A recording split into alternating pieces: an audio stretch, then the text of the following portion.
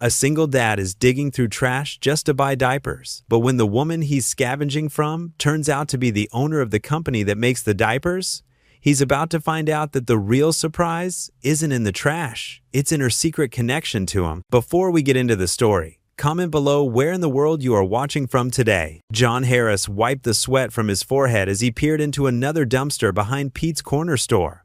The summer heat made the metal container feel like an oven, and the smell wasn't much better, but he couldn't stop. Not when Emma needed diapers. His calloused hands pushed aside old newspapers and food containers. The glint of aluminum caught his eye, and he reached down to grab an empty soda can. One more for the collection. He dropped it into his plastic bag with a hollow clank, joining the others he'd gathered that afternoon. "Hey, mind if I get in there too?" a gruff voice asked behind him. John turned to see an elderly man with weathered skin and tattered clothes. He recognized him from around the neighborhood, another regular in their shared hunting grounds. "Sure thing," John said, stepping aside. His throat felt tight.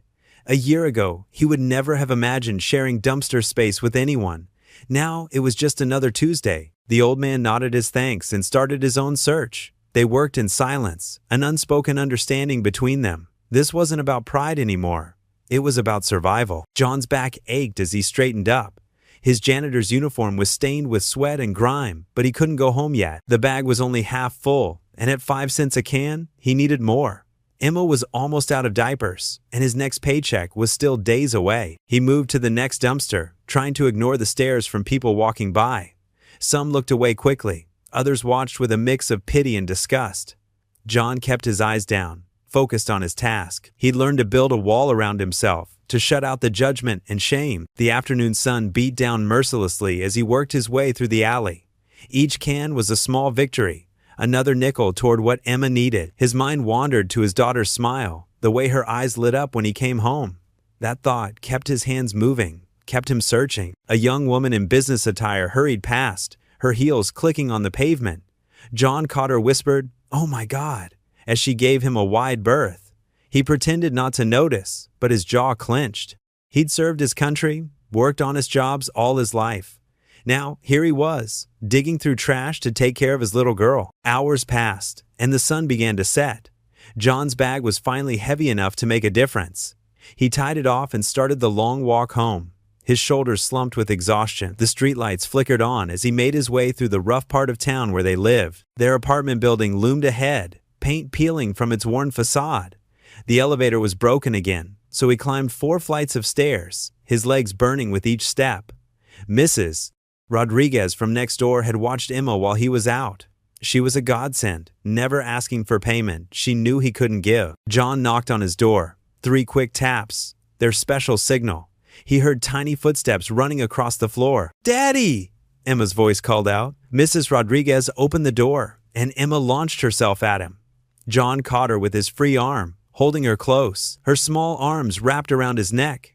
And for a moment, all the day's humiliation faded away. "Thank you again," he said to Mrs. Rodriguez. She smiled warmly. "Anytime, Mr. Harris. She's an angel." She patted Emma's back and headed home. John carried Emma into their small apartment, setting down the bag of cans by the door. The place was cramped. Just one bedroom they shared, a tiny kitchen, and a living room with a worn couch. The wallpaper was peeling in places, and the carpet had seen better days. But it was home. Emma bounced on the couch, her pigtails swaying. "I drawed you a picture, Daddy." "Drew?"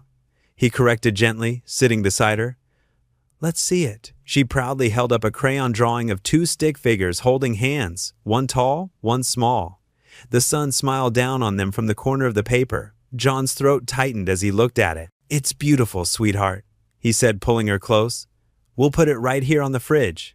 Emma beamed as he used a magnet to display her artwork. She might not understand their situation, but her love was pure and unconditional. It made everything worth it. Every can collected, every sideways glance endured. "What's for dinner, Daddy? How about spaghetti?" It was one of the few meals he could stretch across several days. Emma clapped her hands. "With meatballs?" "Not tonight, honey." He hated disappointing her. "But we can pretend the sauce has tiny meatballs hiding in it." She giggled at their familiar game, and John's heart swelled. He might not be able to give her everything, but he could give her love and imagination. Sometimes that had to be enough. As he boiled the pasta, Emma chatted about her day. The pictures she colored, the stories Mrs. Rodriguez read to her, the birds she saw on the windowsill. Her innocent chatter filled their small kitchen with life and warmth. They ate together on the couch, Emma occasionally dropping noodles despite her best efforts with the fork. John watched her, memorizing her smile, the way her nose scrunched up when she concentrated. These were the moments that kept him going, that made tomorrow worth facing. After dinner, he gave her a bath in their tiny bathroom, letting her play with the 2 plastic toys they owned, a rubber duck and a toy boat. She made up stories about them, her imagination transforming their humble surroundings into an ocean of adventure. When it was time for bed, Emma insisted on her favorite bedtime story. John recited it from memory, having long since memorized every word. She fought sleep as always, but eventually her eyes grew heavy. "Love you, Daddy," she murmured as she drifted off. "Love you too, Princess," he whispered, kissing her forehead. Back in the living room, John counted the day's collection of cans. It wasn't enough, not nearly enough. But tomorrow was another day, another chance to provide for his daughter, to give her the life she deserved. He sank onto the couch, his body aching from the day's work. The apartment was quiet now, save for the distant sounds of traffic and the occasional siren. Through the thin walls, he could hear the neighbor's TV, the muffled arguments from upstairs. John looked at Emma's drawing on the fridge, at the smiling stick figures holding hands. Tomorrow, he'd do it all again. The dumpster diving, the stairs, the shame. For her, he'd do anything. Because in the end, they had each other, and that was something no amount of poverty could take away. John sat on the edge of Emma's small bed, watching her chest rise and fall with each peaceful breath. The moonlight filtering through the thin curtains cast shadows across her innocent face. Her brown curls spread across the worn pillow like a halo, and even in the dim light, he could see the slight smile that often graced her features while she slept. "Sweet dreams, Princess," he whispered, his rough hand gently brushing a stray curl from her forehead. The springs creaked as he stood up, and he winced at the sound, but Emma didn't stir. She was used to the noises of their old apartment by now, the rattling pipes, the humming refrigerator, the occasional siren wailing in the distance. John made his way to the kitchen, his joints aching from hours of bending over trash bins. The stack of recycled cans sat on the counter, waiting to be turned in tomorrow. He counted them again, though he knew the number hadn't changed. 23 cans, not nearly enough. The kitchen clock ticked loudly in the quiet apartment. 10:45 p.m. John slumped into a chair at the small table, running his hands over his face. The day's stubble felt rough against his palms. His eyes drifted to Emma's diaper bag hanging by the door. Only one left. His stomach churned at the thought. Sleep wouldn't come easily tonight. John lay in his bed, staring at the water stains on the ceiling. The walls of his bedroom felt like they were closing in, suffocating him with the weight of his responsibilities. The sound of a car door slamming outside made him flinch.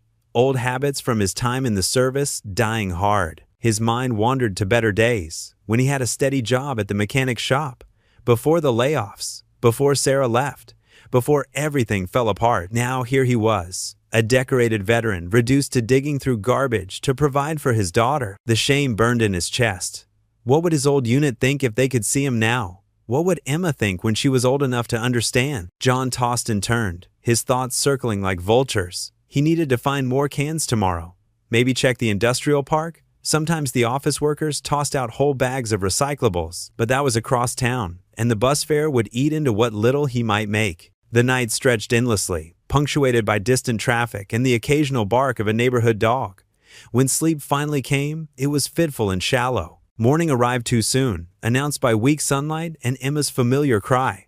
John's eyes snapped open, his body tensing before he remembered where he was. The digital clock on his nightstand showed 6:17 a.m. "Coming, sweetheart," he called out, his voice gravelly from lack of sleep. Emma stood in her crib, her little hands gripping the rails. Her diaper sagged, the last clean one he'd put on her before bed. Her face lit up when she saw him, and she reached out with both arms. "Da-da!" John lifted her, trying to ignore how heavy the wet diaper felt. His heart sank as he carried her to the changing table. The familiar routine felt different this morning, weighted with anxiety. He cleaned her up, using the last diaper from the package with careful precision, making sure the tabs were perfectly secured. No room for waste, no margin for error. After settling Emma in her high chair with some dry cereal, John retrieved his wallet from the kitchen counter. He already knew what he'd find, but he checked anyway, methodically going through every compartment. 3 $1 bills, a handful of receipts, an old military ID that needed updating. The reality of their situation pressed down on him like a physical weight. $3 wouldn't buy even the cheapest pack of diapers. The recycling center wouldn't open for hours, and even then, 23 cans wouldn't be enough. Emma babbled happily in her chair, picking up pieces of cereal with clumsy fingers. She had no idea about their struggles, and that's exactly how John wanted to keep it. But reality had other plans. He watched her eat, his mind racing through options. The local church's donation center didn't open until Monday.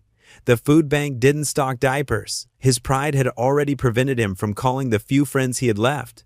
He couldn't bear to hear the pity in their voices again. John's hand shook slightly as he poured himself a cup of coffee, the last luxury he allowed himself. The bitter liquid did nothing to settle his churning stomach.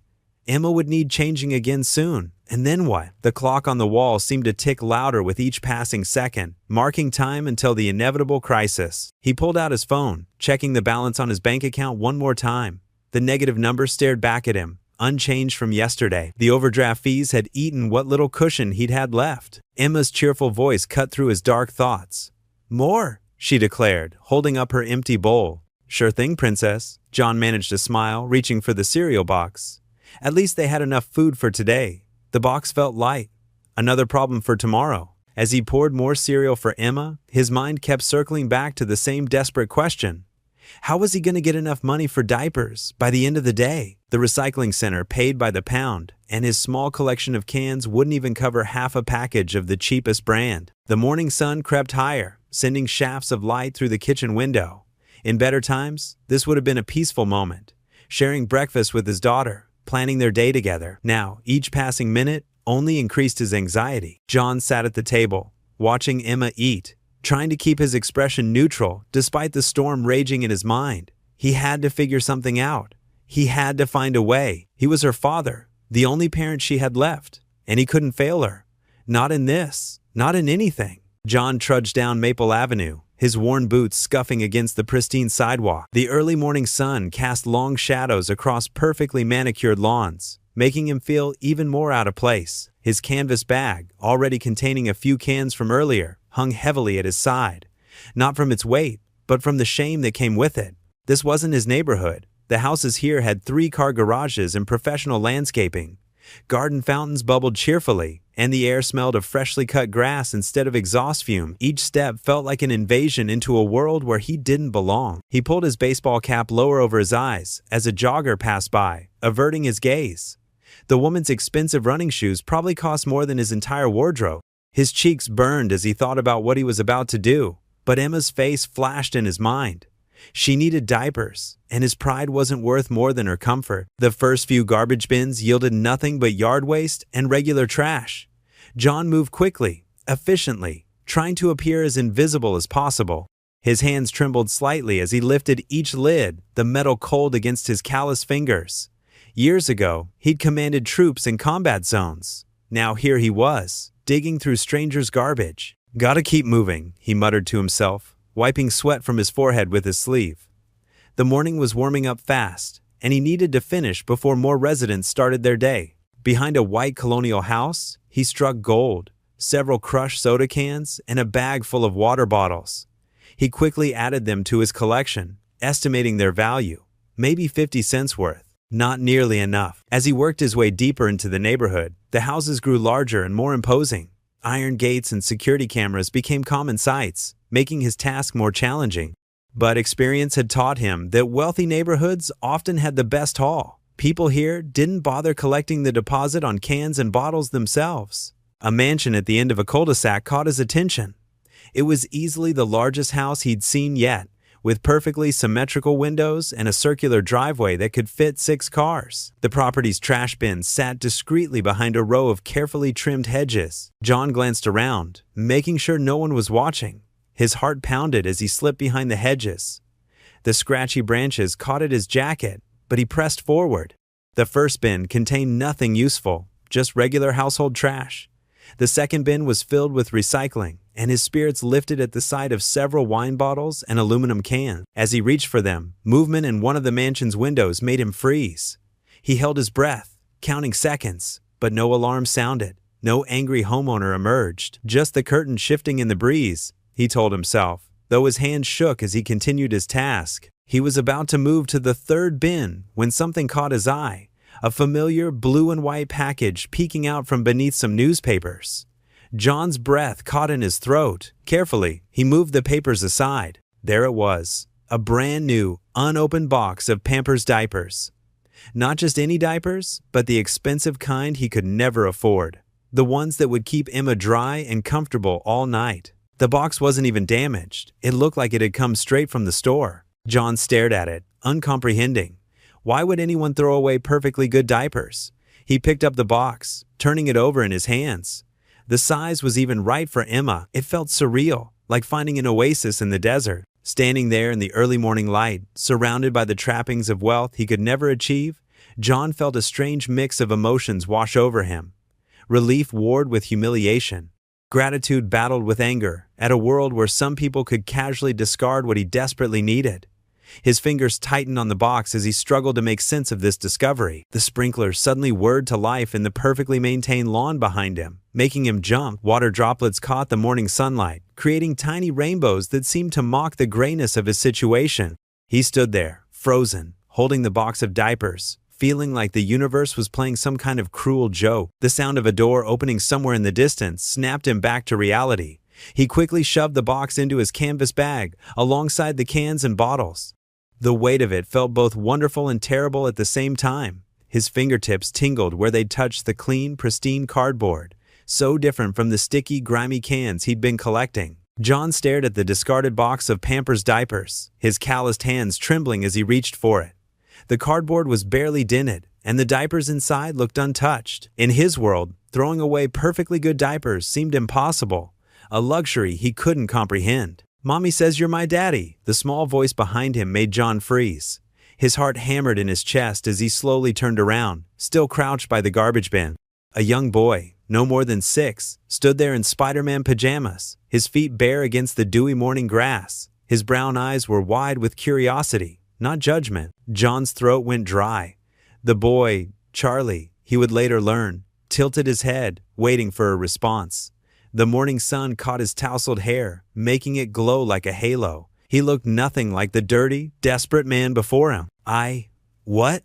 John managed to say, his voice rough from disuse. He straightened up slowly, careful not to frighten the child. The canvas bag of cans clinked softly against his leg. Charlie took a step closer, unafraid. "I heard Mommy talking on the phone. She said my daddy was coming back."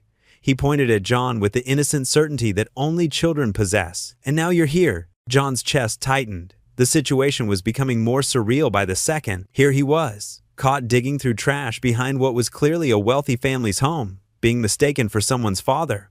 He glanced around nervously, expecting angry shouts or security guards. "Listen, buddy," John started, his voice gentle despite his anxiety.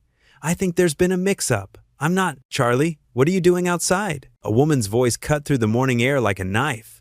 John's stomach dropped as rapid footsteps approached from around the corner of the house. He thought about running, but knew that would only make things worse. Martha Bennett appeared, wrapped in an expensive-looking robe, her face pinched with worry. She stopped short when she saw John, her eyes darting between him and her son. Her hand instinctively reached for Charlie's shoulder. "I'm sorry," John blurted out, holding up his hands. "I was just looking for cans. I didn't mean any harm." The words tumbled out, desperate and ashamed. He could feel his face burning red beneath his stubble. Martha's expression shifted from concern to something else. Recognition, perhaps, or pity.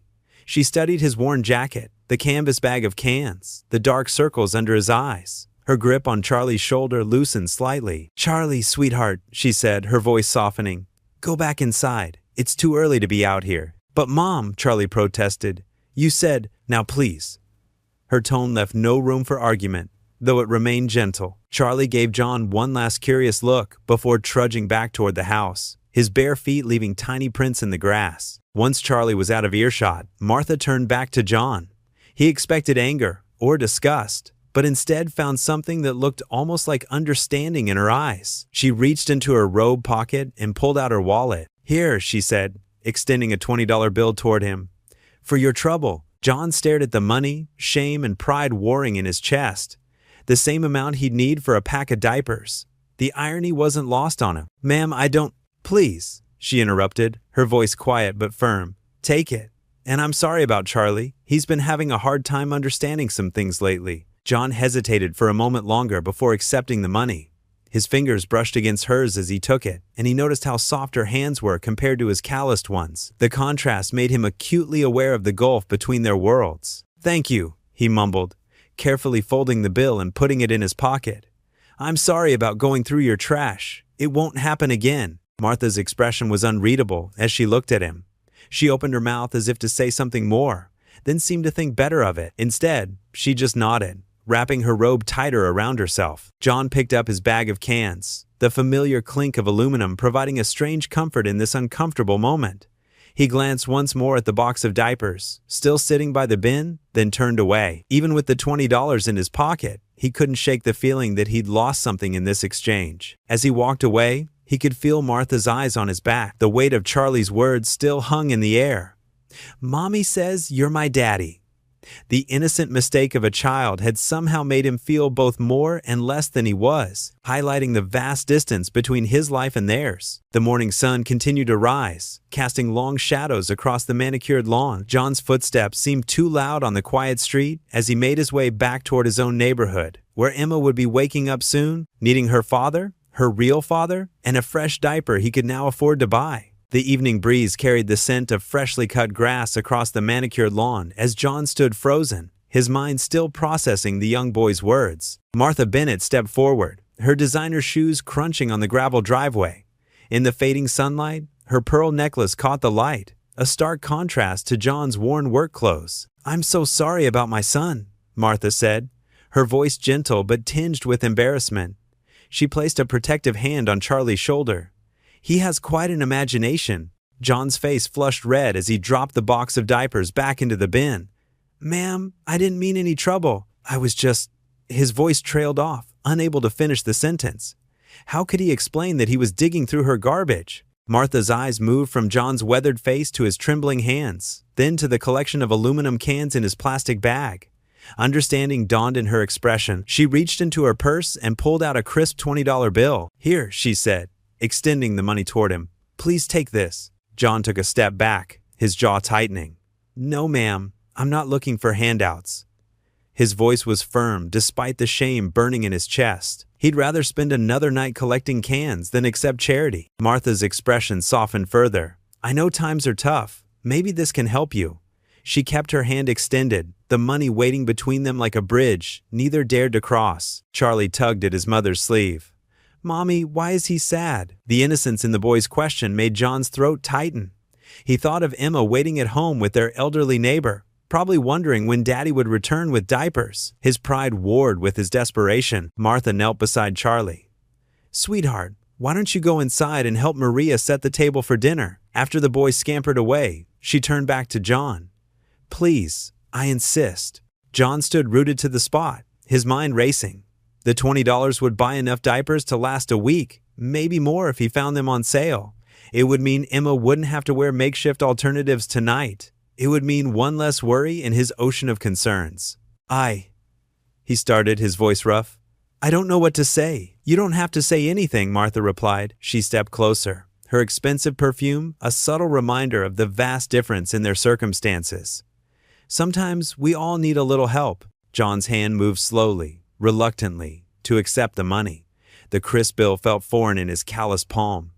"Thank you," he managed to say, the words barely above a whisper. "Take care of yourself," Martha said, her voice carrying a warmth that seemed genuine despite their brief encounter. John nodded, carefully folding the bill and placing it in his worn wallet. As he turned to leave, he caught a glimpse of himself in one of the mansion's large windows, a tired man in threadbare clothes, standing in the shadow of wealth and privilege. He walked away from the Bennett estate, his footsteps heavy on the perfectly paved sidewalk. The plastic bag of cans clinked softly with each step, a metallic rhythm that usually meant survival but now felt hollow compared to the $20 in his wallet. The sun was setting behind the row of mansions, casting long shadows across perfectly manicured lawns. John thought about the strange twist of fate that had led him to this moment. He'd come looking for cans and found instead an unexpected act of kindness from the very woman whose company made the diapers he couldn't afford. The irony wasn't lost on him. Here he was, scrounging through trash bins behind the home of someone who probably made millions,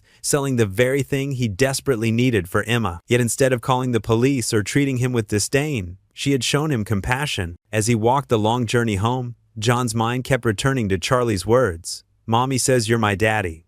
The phrase echoed in his thoughts, making him wonder about its meaning. Had it been just the innocent ramblings of a child, or was there something more to it? He pushed the thought aside, focusing instead on the practical reality that he could now buy diapers for Emma. The streets gradually changed as he left the wealthy neighborhood behind. The perfect lawns gave way to cracked sidewalks, the massive houses replaced by rundown apartment buildings. But for the first time in weeks, John walked with his head held slightly higher. Tonight, at least, he wouldn't have to worry about how to keep his daughter clean and comfortable. He passed by the convenience store where he usually bought diapers when he could afford them. The fluorescent lights buzzed overhead as he stepped inside, the bell above the door announcing his arrival. The cashier, used to seeing him count out coins for small purchases, looked surprised when John placed a package of diapers on the counter and pulled out the $20 bill. Walking home with the package of diapers under his arm, John felt a mix of gratitude and unease. The unexpected kindness of a stranger had solved his immediate problem, but his pride still stung. He was a veteran, a man who had once served his country with honor. Now he was accepting handouts from wealthy women who found him digging through their trash. Yet, as he climbed the stairs to his apartment, hearing Emma's delighted squeal at his return, he knew he had made the right choice.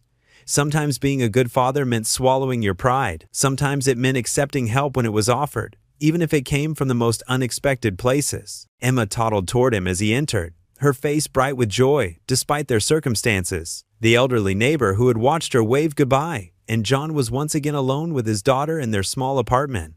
As he changed her into a clean diaper, he couldn't help but marvel at how a chance encounter behind a mansion had made such a difference in their evening. John clutched the package of diapers to his chest as he walked through the door of his small apartment.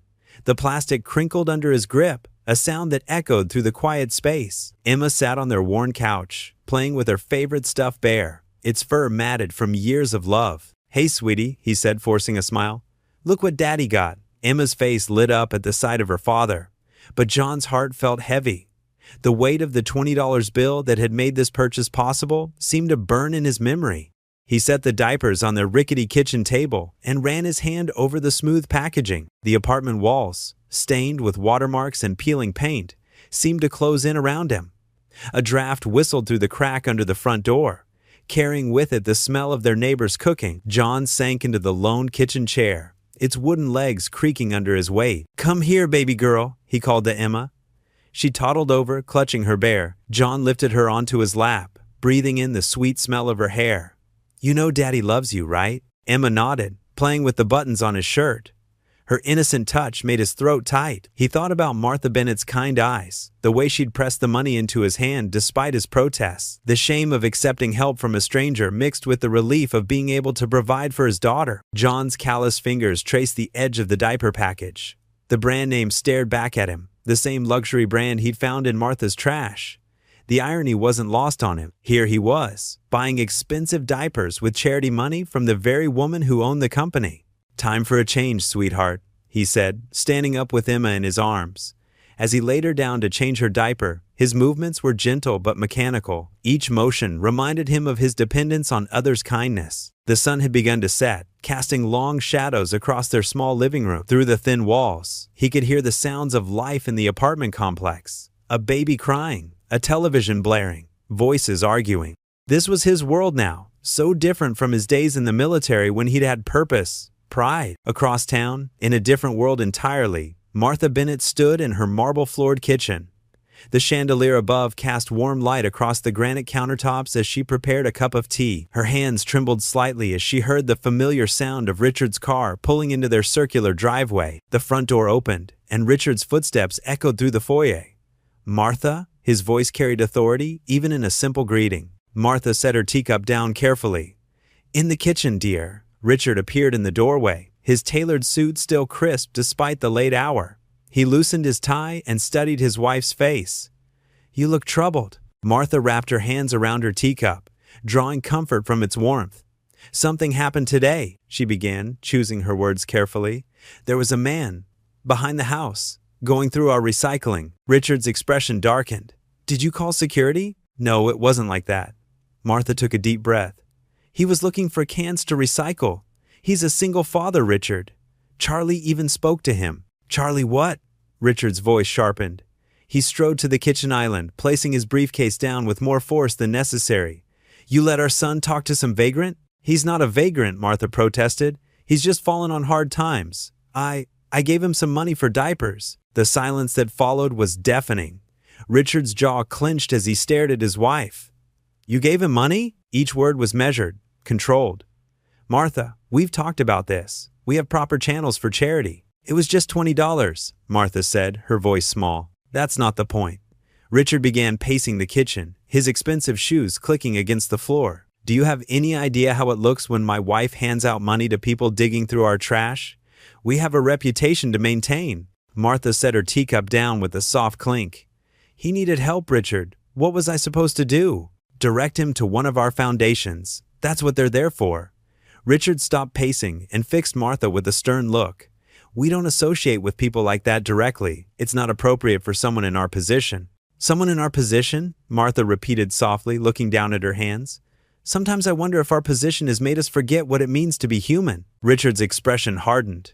"Don't start with that bleeding heart nonsense. We do plenty for the less fortunate through proper channels, but you cannot be seen giving handouts to every desperate person who wanders onto our property. What's next? Will you invite him to dinner?" Martha's silence spoke volumes. "Listen to me carefully," Richard said, his voice low and intense. "You will not help that man again. If you see him around our property, you will call security. Is that clear?" Martha nodded slowly, but her heart ached as she remembered John's proud but broken expression, the way he'd initially refused her help. She thought about his daughter, the same age as Charlie, and wondered what it would be like to worry about something as basic as diapers. Richard picked up his briefcase and headed toward his study. "Keep our charity private, Martha. That's how these things are done." As his footsteps faded down the hallway, Martha stood alone in her kitchen, surrounded by luxury, but feeling remarkably empty. Through her window, she could see the trash bins where she'd encountered John. The distance between their worlds had never felt greater. John spooned beans and rice onto two mismatched plates, the ceramic chipped at the edges from years of use. The meal was simple, the same thing they'd been eating for days, but at least it was hot. Emma sat in her usual spot at their small kitchen table, her legs swinging back and forth, not quite reaching the floor. "Is it good, sweetheart?" John asked, watching as Emma took careful bites with her plastic spoon. She nodded, rice sticking to her chin. "But Daddy, can we have spaghetti tomorrow?" John's throat tightened. Spaghetti had been Emma's favorite since she could eat solid food, but pasta wasn't in their budget this week. He reached across the table and wiped her chin with a paper napkin. "Maybe soon, baby. But hey, these beans are pretty tasty, right?" He took an exaggerated bite of his own dinner, making appreciative sounds that made Emma giggle. The overhead light flickered, casting shifting shadows across their faces. John made a mental note to change the bulb before it went out completely. Another expense, another worry to add to his growing list. "Daddy?" Emma's voice was small, curious. "Why do we always eat beans?" The question hit him like a punch to the gut. John set his fork down, trying to find the right words. "Well, beans are good for you. They make you strong." He flexed his arm, drawing another giggle from Emma. "And one day, we'll have lots of different things to eat. Things will get better soon, I promise." The words felt hollow in his mouth, but Emma nodded, satisfied with his answer. She went back to her dinner, humming a tune she'd learned at daycare. John watched her, marveling at how resilient children could be. Emma didn't complain about their tiny apartment, about wearing the same clothes until they were threadbare, about eating beans and rice most nights. She found joy in the smallest things, a butterfly on their window, a pretty rock on the sidewalk, a hug from her daddy. After dinner, John cleaned their plates while Emma colored at the table. The running water couldn't quite drown out his thoughts about Martha Bennett and her act of kindness. The $20 had been a lifeline, but it had also wounded his pride in ways he hadn't expected. "Time for bed, princess," he announced once the dishes were done. Emma protested weakly, but her yawns gave her away. After tucking Emma in with her beloved bear, John kissed her forehead and whispered, "Sweet dreams, baby girl." He lingered in the doorway, watching her chest rise and fall with each peaceful breath. Later, lying in his own bed, sleep refused to come. The ceiling fan spun lazily above him, its gentle whirring providing a backdrop to his racing thoughts. Martha's face kept appearing in his mind, the kindness in her eyes when she'd handed him the money, the way she'd seemed genuinely concerned. And then there was Charlie, that sweet boy who'd appeared out of nowhere with his confusing words. "Mommy says you're my daddy."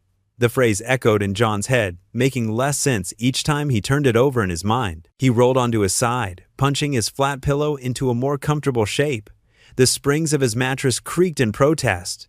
Pride had always been both his strength and his weakness. It had kept him going through the worst times, helped him maintain his dignity when everything else was falling apart. But now, that same pride felt like a chain around his neck, threatening to drag him under. The moon cast pale light through the thin curtains, creating patterns on the wall that seemed to mock him. Here he was, a grown man, a veteran who'd served his country, reduced to digging through trash for recyclables. And now, accepting charity from a wealthy stranger. But was it really charity? Martha's gesture had seemed genuine, almost familiar. There was something about her that made him feel seen, not just pitied. And Charlie's words, could there be some connection he was missing? John pressed the heels of his hands against his eyes until he saw spots. It didn't matter. They lived in different worlds. Martha Bennett probably spent more on coffee in a week than he made in a month. Her son attended private school, while Emma wore hand-me-downs from the thrift store. The night stretched on, each hour marked by the distant sound of traffic and the occasional siren. John's thoughts circled endlessly between gratitude and shame, between hope and despair. When sleep finally came, it was fitful and filled with dreams of trash bins full of $20 bills and a little boy who called him daddy. A week passed like molasses, each day bringing new challenges. The money from recycling barely covered their basic needs. The electric bill came due, higher than expected.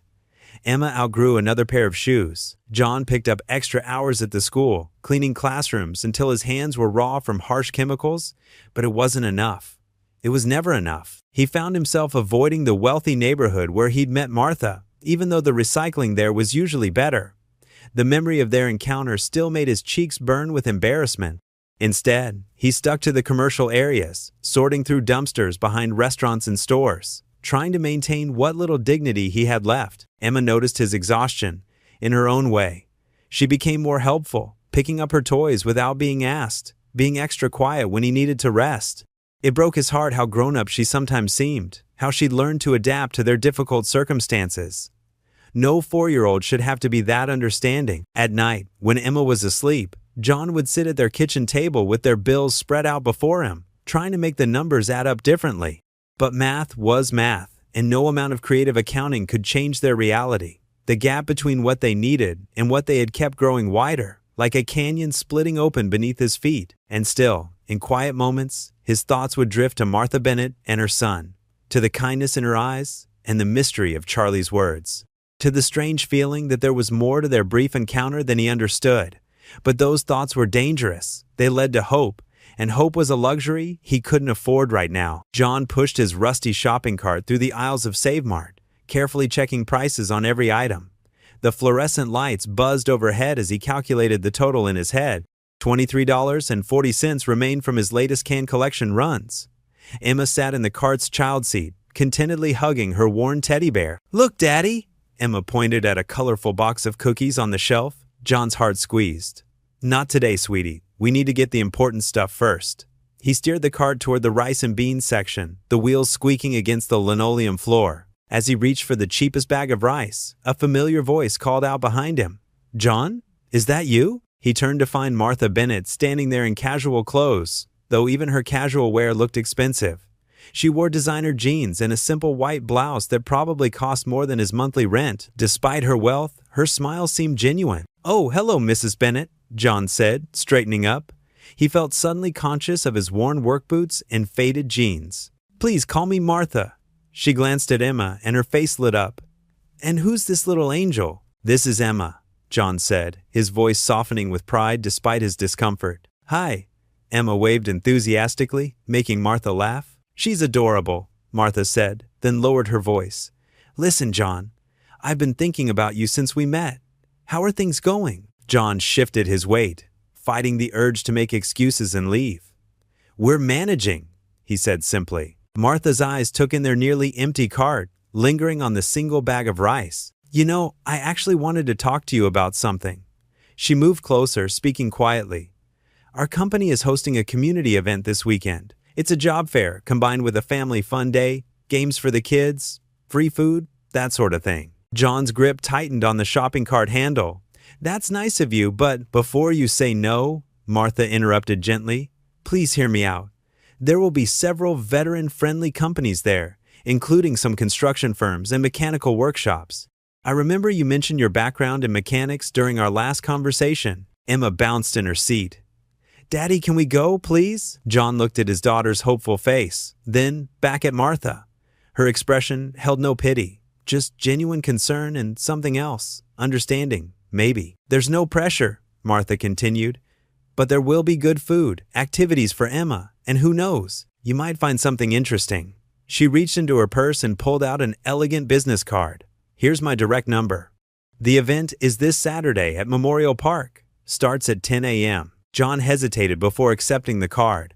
The thick paper felt expensive between his fingers. Think about it, Martha said. She smiled at Emma again. It was lovely meeting you, sweetheart. As she turned to leave, she paused and reached for something on a nearby shelf. It was the box of cookies Emma had been eyeing earlier. She placed them in their cart. A little treat never hurt anyone, she said with a wink, then walked away before John could protest. Emma clapped her hands in delight while John stood there, the business card burning a hole in his pocket. Part of him wanted to run after Martha and return the cookies, to prove he didn't need charity. But another part, the part that watched Emma's eyes light up at the sight of the treats, made him stop. He looked down at their cart. Rice, beans, and now these unexpected cookies. Maybe it was time to swallow his pride? Just a little. Maybe Martha was right. What did he have to lose by attending the event? Emma hugged her teddy bear tighter. Can we really go to the party, Daddy? John ran a hand through his hair, studying his daughter's hopeful expression. Her innocent excitement made his chest ache. How long had it been since they'd done something fun together, something normal families did? You know what, Princess? I think we will. Martha's figure disappeared around the corner of the aisle, but her words lingered in John's mind. A job fair. Companies looking for mechanics. It wasn't charity. It was an opportunity. And maybe, just maybe, it was exactly what they needed. John sat on the edge of his worn couch, watching Emma play with her favorite stuffed bear. His hands trembled slightly as he held the elegant invitation Martha had given him at the grocery store. The paper felt expensive between his fingers, thick and creamy white with gold lettering that caught the dim light of their apartment. Hey, Princess, he called softly. Emma looked up, her brown eyes bright with curiosity. How would you like to go to a special party? Party? Emma hugged her bear tighter, bouncing on her feet. With cake? John managed a small smile. Maybe. It's a fancy party at a big building downtown. He paused, looking down at his daughter's worn sneakers. We'll need to get you dressed up nice and pretty. The next morning, John took Emma to the local thrift store. They spent an hour searching through racks of secondhand clothes until they found a light blue dress that made Emma twirl with delight. It was slightly big on her, but John knew he could pin it in place. For himself, he found a navy blue blazer that had seen better days, but it was clean and only had one small tear under the arm that nobody would notice. Back home, John stood in front of their bathroom mirror, trying to make his tie lay straight. His reflection showed the worry lines etched deeply around his eyes. The blazer fit well enough, but his dress shirt was wrinkled despite his best efforts with their old iron. His hands, rough from work and collecting cans, seemed out of place against the formal wear. Daddy, look! Emma burst into the bathroom, spinning in her blue dress.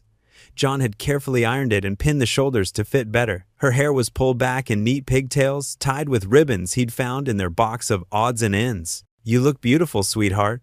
John's throat tightened with emotion. Even in second-hand clothes, his daughter looked like a princess. He scooped her up, and she giggled, wrapping her arms around his neck. The bus ride downtown felt endless. John held Emma's hand tightly as they walked the final blocks to the venue, the Grand Plaza Hotel. The building towered above them, all glass and gleaming steel. Emma's eyes went wide as they passed through the revolving doors into the marble-floored lobby. "Daddy, it's like a castle," she whispered, her voice filled with awe. John's stomach churned as they followed the signs to the ballroom. The sound of classical music and pleasant chatter grew louder with each step. At the entrance, a smartly dressed man checked their invitation and directed them inside. The ballroom took John's breath away. Crystal chandeliers hung from high ceilings, casting warm light over everything. Tables draped in white linens held elaborate flower arrangements. Well-dressed people mingled, their jewelry catching the light, their laughter elegant and controlled. John felt every scuff on his shoes, every wrinkle in his shirt. Emma tugged at his hand. "Look at all the pretty dresses." She pointed at a group of women in evening gowns who could have stepped off the pages of a magazine. "Remember what we talked about," John whispered, kneeling beside her. "Best behavior, okay? No running around." Emma nodded solemnly, but her eyes sparkled with excitement as she took in the scene. John led them to a quiet corner, trying to blend into the background. He watched as servers carried trays of tiny appetizers he couldn't name, offering them to guests who barely seemed to notice the food. "John, you made it!" Martha's voice cut through his thoughts. She approached them in a deep green dress that probably cost more than his yearly salary, but her smile was genuine as she knelt to Emma's level. "And who is this beautiful young lady?" Emma did a small curtsy, just like John had taught her. "I'm Emma. I like your dress. It's pretty like a Christmas tree." Martha laughed, a warm sound that made several nearby guests turn to look. "Thank you, Emma. Your dress is lovely too. Would you like to try some chocolate-covered strawberries? They're right over there at the dessert table." John started to protest, but Martha gently touched his arm. "It's fine, John. Let her enjoy herself." She signaled to a young server who came over and offered to show Emma to the dessert table, keeping her within John's sight. "You both look wonderful," Martha said, turning back to John. "I'm so glad you could come. There are some people I'd like you to meet." Before John could object, Martha was guiding him through the crowd.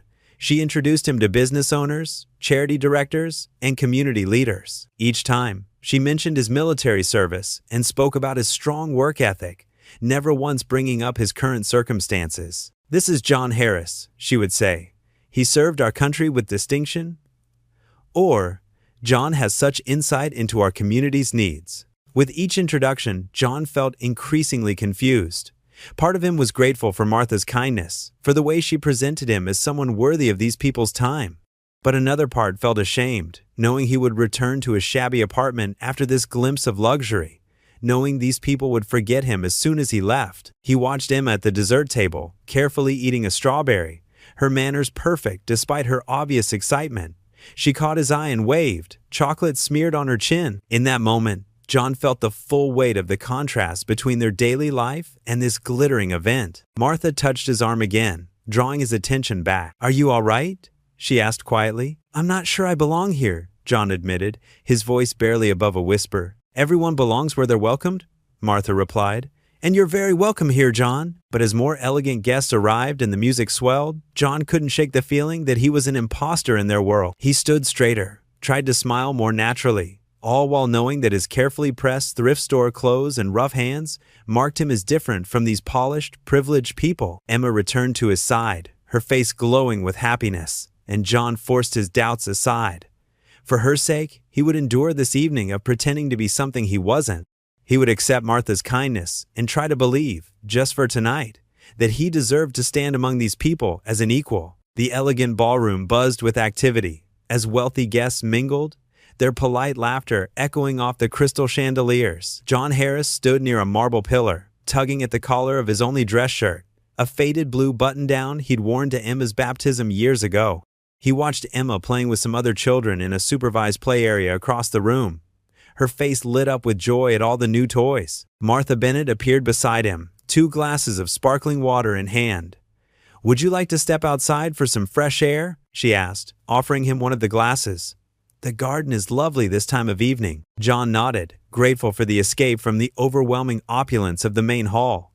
He followed Martha through French doors that opened onto a terrace overlooking perfectly manicured gardens. The early evening air was cool and refreshing, carrying the sweet scent of blooming jasmine. They settled onto a stone bench tucked away in a quiet corner. The sounds of the party faded into a distant hum. John's shoulders relaxed slightly as he took a sip of his water. "Thank you," he said quietly. "For inviting us, I mean. Emma hasn't stopped smiling since we got here." Martha's eyes softened. She's a beautiful child. You're doing an amazing job with her, John. He stared down at his glass, watching the bubbles rise to the surface. Most days I don't feel like I am. Can barely keep food on the table, let alone. His voice trailed off. Tell me, Martha said gently. Please. Maybe it was the kindness in her voice, or maybe just the weight of carrying it all alone for so long. But John found himself talking. After my discharge, everything fell apart. Couldn't hold down a steady job. The nightmares were bad back then. Emma's mother left when she couldn't take it anymore. Can't blame her, really. Martha listened without interrupting, her face full of genuine concern. Got the janitor job at the school, John continued. It's not much, but it's something. Except the bills keep piling up. And Emma, she's growing so fast. Needs new clothes, diapers, food. He rubbed his face with his free hand. Sometimes I look at her and wonder if she'd be better off with someone else. Someone who could give her everything she deserves. John, Martha said firmly, that little girl adores you. I've been watching you with her tonight. The way she keeps looking for you, how her whole face lights up when she catches your eye. That's worth more than any amount of money. Maybe, John said, his voice rough. But love doesn't buy diapers or put food on the table. Martha set her glass down on the bench between them. Can I tell you something? All this, she gestured toward the grand building behind them. It looks perfect from the outside. But sometimes I feel just as trapped as you do, just in a different way.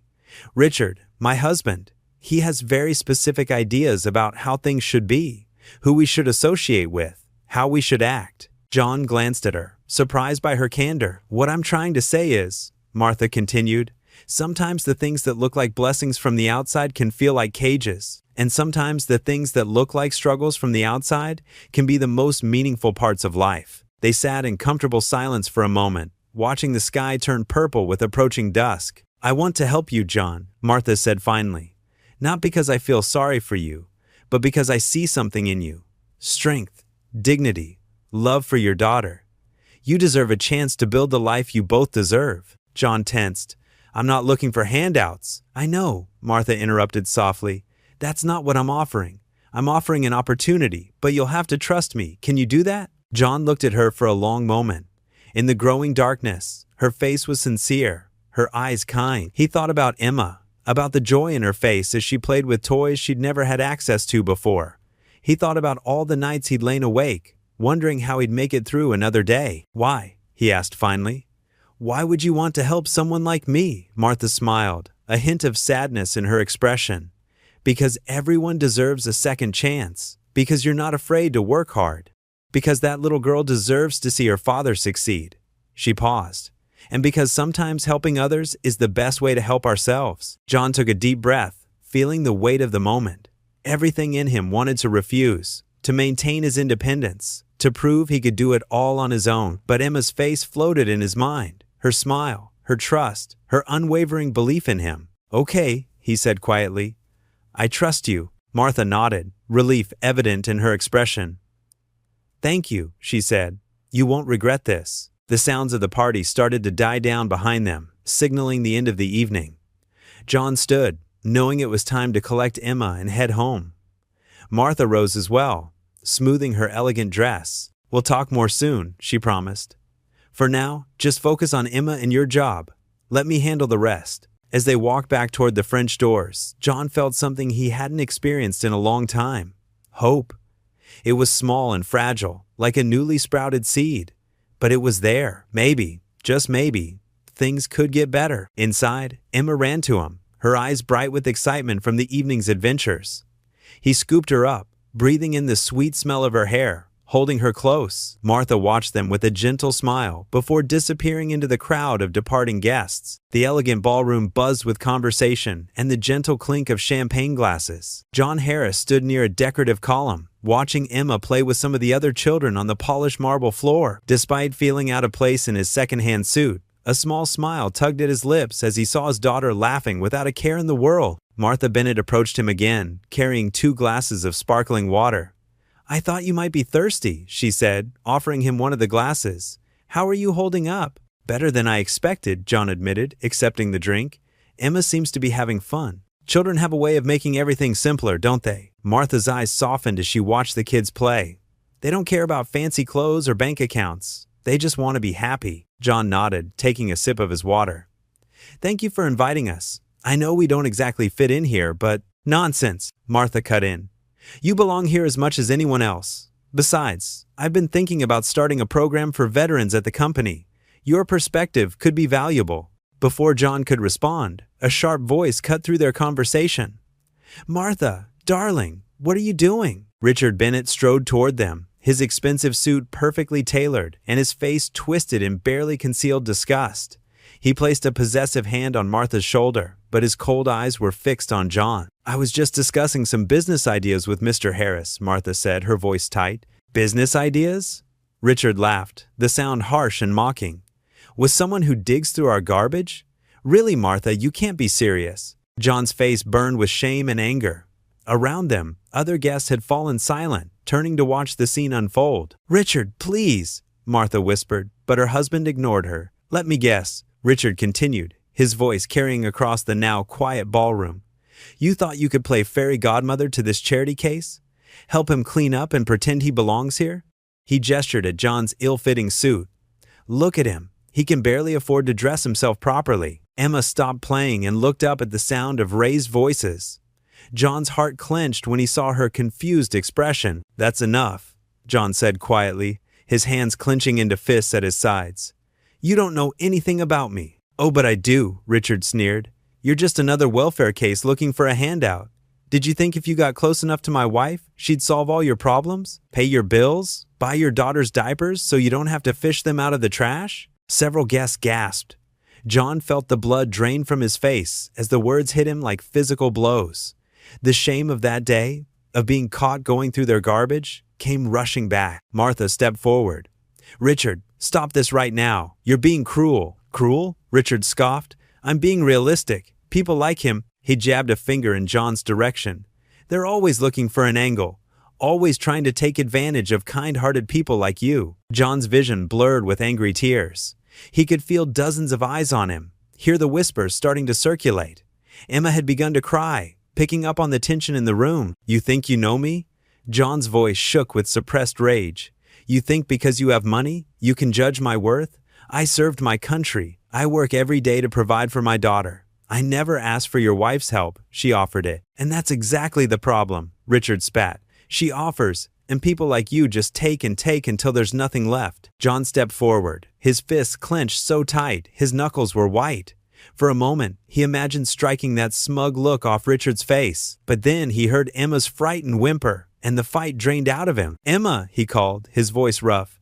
Come here, baby, we're leaving. His daughter ran to him, wrapping her small arms around his legs. John picked her up, holding her close as she buried her face in his neck. John, wait, Martha pleaded, reaching for his arm. Please don't go. He jerked away from her touch. Thank you for your kindness, Mrs. Bennett, he said formally, his voice hollow. But your husband's right about one thing. I don't belong here. With his daughter in his arms and his dignity in tatters, John walked toward the exit. Behind him, he could hear Martha arguing with Richard, could feel the stares and whispers following him out, but he didn't look back. In the parking lot, the cool night air hit his face like a slap. He buckled Emma into her car seat, his hands shaking so badly he had to try twice before the clasp clicked into place. Daddy? Emma's voice was small and worried. Why was that man being mean? John's throat tightened painfully. Sometimes people can be mean, sweetheart, but it doesn't matter. We have each other, right? Right. She nodded, but her lower lip trembled. As John drove home through the darkened streets, his humiliation turned to anger, then to a deep, aching sadness. He'd allowed himself to hope, to believe that maybe things could be different. But Richard Bennett had shown him the truth. No matter how hard he tried, people like them would always look down on people like him. When they finally reached their small apartment, John carried a sleeping Emma to her bed. He tucked her in gently, brushing her hair back from her forehead, looking at her peaceful face. He felt something inside him break. He sank down onto the threadbare couch in their living room, put his head in his hands, and let the tears come. All the pride he'd been holding on to, all the dignity he'd tried to maintain it, felt meaningless now. He was right back where he started, maybe even lower than before. The suit he'd borrowed from the thrift store suddenly felt like it was choking him. He yanked off the tie and threw it across the room, then slumped back on the couch, staring at the water-stained ceiling. Tomorrow, he'd have to get up and face another day of scraping by. of trying to make ends meet. But tonight, in the quiet darkness of his apartment, John Harris finally let himself feel the full weight of his defeat. The tiny apartment felt even smaller than usual as John paced back and forth across the worn carpet. Empty cans lay scattered on the kitchen counter, waiting to be recycled, a constant reminder of his daily struggle. The humiliation from Richard Bennett's words at the event still burned in his chest like hot coals. Emma sat on their threadbare couch, coloring in her second-hand coloring book. Her innocent humming stood in stark contrast to the storm raging inside John's head. He glanced at her, trying to keep his face neutral despite the anger and shame coursing through him. "Daddy, look!" Emma held up her drawing, crayon marks bleeding through the thin paper. "It's us at the party." John's throat tightened as he looked at the crude figures. Stick people surrounded by what looked like stars and balloons. The memory of Richard Bennett's sneering face flashed through his mind. "That's beautiful, sweetheart," he managed, his voice rough. He turned away quickly, pretending to busy himself with organizing the recycling. The events of the party played on repeat in his mind. Richard's words echoed. "People like you don't belong here." The way the other guests had stared, some with pity, others with disdain. The burning shame as he'd walked out, leaving Martha standing there with her hand half raised as if to stop him. A knock at the door startled him from his thoughts. Through the peephole, he saw Martha Bennett standing in the dimly lit hallway, looking out of place in her expensive clothing. John's hand hesitated on the doorknob. Part of him wanted to pretend he wasn't home, to avoid facing her after what happened. But Emma had heard the knock. "Someone's here, Daddy," she called out excitedly. With a deep breath, John opened the door. Martha stood there, her usual confident demeanor replaced by something more uncertain. "John, I needed to talk to you." "Mrs. Bennett," he said stiffly, using her formal name as a barrier between them. "This isn't a good time." Emma appeared behind him, peeking around his legs. "Hi, Mrs. Martha," she chirped. Martha's face softened at the sight of Emma. "Hello, sweetheart. That's a lovely drawing you're working on." John stepped aside reluctantly, knowing he couldn't turn Martha away with Emma watching. The contrast between Martha's tailored outfit and their shabby apartment made him acutely aware of every stain on the carpet, every crack in the walls. "Emma, honey, why don't you go color in your room for a bit?" John suggested gently. Once Emma had disappeared into the small bedroom, Martha spoke. "John, I came to apologize for Richard's behavior. What he said was cruel and completely unacceptable." "You don't need to apologize for your husband," John replied, his voice tight. He made his feelings quite clear. Martha took a step forward. "Please, let me help. I know you're struggling, and I have the means to." "To what?" John cut her off, his voice low but intense. "To throw money at the problem? To make yourself feel better about living in that mansion while people like me dig through your trash?" The words came out harsher than he'd intended, but the weight of his pride and pain pushed them forward. Martha flinched slightly but held her ground. "That's not fair, John. I genuinely want to help you and Emma." "Why? Because we're your charity case? Your good deed for the month?" He ran a hand through his hair in frustration. "You live in a different world, Mrs. Bennett. A world where people like your husband look down on people like me. And maybe you mean well, but your help, it just reminds me of everything I can't provide for my daughter." Martha's eyes filled with tears. "Not everyone in my world is like Richard. I see how hard you work, how much you love Emma. You deserve better than this." "What I deserve doesn't matter," John replied, his voice heavy with resignation. "This is my reality. I need to figure it out on my own." From the bedroom came the sound of Emma singing to herself, a reminder of the innocence he was trying to protect. John closed his eyes briefly, steadying himself. "I appreciate what you tried to do," he said more quietly, "but I can't be part of your world. It's better for everyone if we just stay where we belong." Martha reached into her purse, but John held up his hand. "Please don't. No checks, no charity.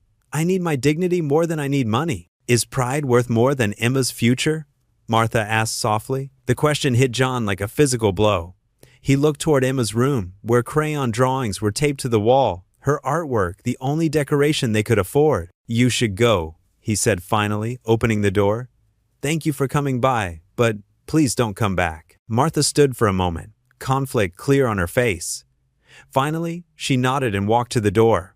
She paused in the doorway, looking back at him. "You're wrong, you know," she said quietly, "about belonging. Sometimes the worlds we think we belong in are the ones holding us back." John closed the door behind her, then leaned against it, sliding down to sit on the floor. The apartment felt emptier somehow, despite Emma's continued singing from the other room. He was caught between two worlds, too proud for handouts, too poor for opportunities. The weight of it all pressed down on his chest until it was hard to breathe. "Daddy?" Emma's voice came from the bedroom. "Can we have mac and cheese for dinner?" John wiped his face quickly and stood up. "Sure thing, princess," he called back, his voice steady despite the turmoil inside. "Coming right up." He moved to the kitchen, pulling out their dwindling box of macaroni. As he prepared their simple dinner, he tried to convince himself he'd made the right choice. But Martha's words about pride versus Emma's future haunted him, mixing with the memory of Richard's sneering face and the weight of all the cans he'd need to collect tomorrow. The sun was setting outside their small window, casting long shadows across their tiny kitchen. John stirred the pot of macaroni, listening to Emma's happy chatter from her room. Feeling more isolated than ever in the growing darkness, John stared at the blinking card reader in disbelief, his ears burning as the line grew longer behind him. The cashier, a young woman with tired eyes, shifted uncomfortably. "I'm sorry, sir, it's declining again." His hands trembled as he pulled out his worn leather wallet, knowing full well there wasn't enough cash inside. The small pile of groceries on the counter seemed to mock him: a loaf of bread, peanut butter, and some fruit snacks for Emma. Basic necessities he couldn't even afford. "Maybe try running it one more time?" His voice cracked slightly. The fluorescent lights overhead felt too bright, too exposing. The cashier swiped the card again, her movements gentle, as if handling something fragile. The machine beeped its rejection once more. Behind him, someone sighed loudly. "Come on, man. Some of us have places to be." John's fist clenched at his sides. The familiar surge of anger rose in his chest, hot and dangerous. He thought of Emma waiting at home with their elderly neighbor, Mrs. Rodriguez. He'd promised to bring back her favorite apple juice. He started, then stopped as his voice threatened to break. "I'll have to put these back." His hands shook as he reached for the items, but before he could grab them, a familiar voice spoke from behind him. "John?" He froze, recognizing Martha Bennett's gentle tone. Of all the places, of all the times, here she was witnessing another moment of his failure. "Let me help," she said, stepping forward. "No." The word came out sharp, harder than he'd intended. The last thing he needed was more charity, more pity, especially after what happened at the event. "I know you don't need help," Martha interrupted softly, "but I'd like to listen, if you're willing to talk." The gentle understanding in her voice caught him off guard. There was no pity there, just genuine concern. The anger in his chest deflated slightly, replaced by a bone-deep weariness. "Ma'am," the cashier interjected hesitantly, "should I void the transaction?" John stared at the small pile of groceries, seeing not just food, but his inability to provide even the basics for his daughter. The weight of his failure pressed down on him like a physical thing. "Come on," Martha said quietly. "Let's get some coffee. There's a place next door." He wanted to refuse, to maintain what little dignity he had left. But something in her voice, the lack of judgment, the simple offer of companionship, broke through his defenses. 10 minutes later, they sat in a quiet corner of the coffee shop. John wrapped his calloused hands around a steaming cup, the warmth seeping into his cold fingers. "I feel like I'm drowning," he admitted finally, the words escaping before he could stop them. "Every day, it's just harder." Martha stayed silent, giving him space to continue. "Emma deserves better than this. Better than searching through trash for cans. Better than," his voice caught, "better than a father who can't even buy her juice." "John," Martha began, but he couldn't stop now that the dam had broken. "I was somebody once, you know. I served my country, had a good job as a mechanic. Then the layoffs came, and everything just," he gestured helplessly. "I keep trying to climb out of this hole, but it just gets deeper." "And Emma?" Martha asked softly. John's eyes burned. "She's so good, so patient, never complains when dinner is just beans and rice again. Tells me I'm the best daddy in the world when I can't even—" He broke off, taking a shuddering breath. "The other day, she drew a picture of us at your event. She was so excited about it, about feeling special for one night. Then Richard," his hands tightened around the cup. "I walked out. I just left. What kind of example am I setting?" Martha listened intently, her face showing not pity but understanding. "Being a parent means showing our children how to face difficulties with grace. From what I've seen, you're teaching Emma strength, resilience, and dignity." "Dignity?" John laughed bitterly. "There's no dignity in what I do. There's dignity in never giving up," Martha countered. in doing whatever it takes to provide for your child, in maintaining your integrity even when the world makes it nearly impossible. John fell silent, letting her words sink in. The coffee between his hands had grown cold, but he barely noticed. "I'm just tired," he admitted finally. "Tired of failing, tired of disappointing her, tired of being afraid to check my bank balance or answer the phone. Sometimes I wonder if she'd be better off." "Don't," Martha interrupted firmly. "Don't even finish that thought. That little girl adores you. I saw it at the event. The way she looks at you like you hang the moon. Money doesn't make a good parent, John. Love does." Something in her words struck a chord, and John felt his carefully constructed walls beginning to crumble. His shoulders shook as he tried to hold back the tears that had been building for months. "I just want to give her a better life," he whispered, voice raw with emotion. "Is that too much to ask?" Martha reached across the table, not to offer money or solutions, but simply to place her hand on his arm in a gesture of support. "No, John, it's not too much to ask at all." They sat there in the quiet coffee shop, two people from different worlds finding common ground in the simple act of sharing pain. For the first time since the humiliation at the event, John felt the tight knot in his chest begin to loosen, if only slightly. Outside, the afternoon sun cast long shadows through the window, marking the passage of time. John knew he needed to get back to Emma soon, but for now, he allowed himself this moment of vulnerability, of being truly heard without judgment. John sat at his kitchen table, the laptop Martha had lent him humming softly in the quiet apartment. Emma was already asleep in her small bedroom, her gentle breathing a reminder of why he needed to make this change. The Veterans Job Training Program application glowed on the screen, waiting for him to take the first step. His cursor hovered over the form.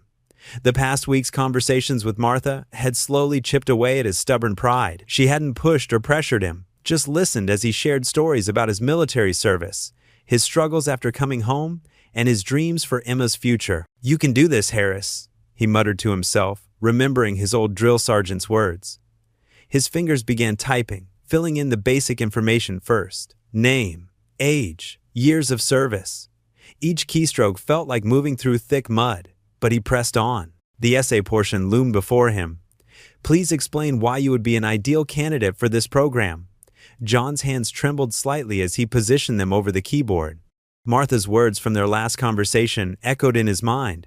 "Your strength isn't just in what you've endured, John. It's in how you keep going for Emma." He began typing, slowly at first, then with growing confidence. "I served my country for 8 years, but my most important service now is being a father to my daughter. Every day, I fight a different kind of battle, not for territory or against an enemy, but for a better future for her. This program isn't just about me. It's about showing her that no matter how hard things get, we never stop trying to improve ourselves." The words flowed easier now, his story unfolding on the screen. He wrote about his mechanical experience in the military, his dream of working with his hands again, and his determination to provide a stable life for Emma. The midnight hours ticked by as he refined each paragraph, making sure every word counted. When morning came, Emma found him still at the table, rubbing his tired eyes but wearing a small smile.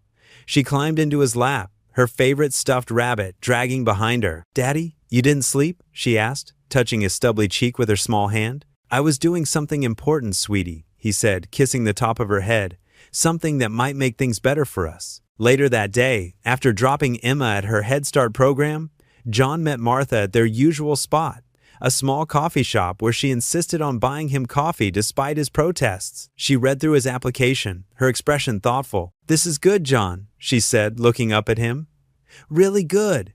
You're not just telling them what you can do, you're showing them who you are." "You think it's enough?" he asked, his voice quiet with uncertainty. Martha set the papers down and met his eyes. "More than enough. You've served your country, you're skilled with mechanics, and most importantly, you have the drive to succeed. They'd be foolish not to see that." John nodded, taking a deep breath.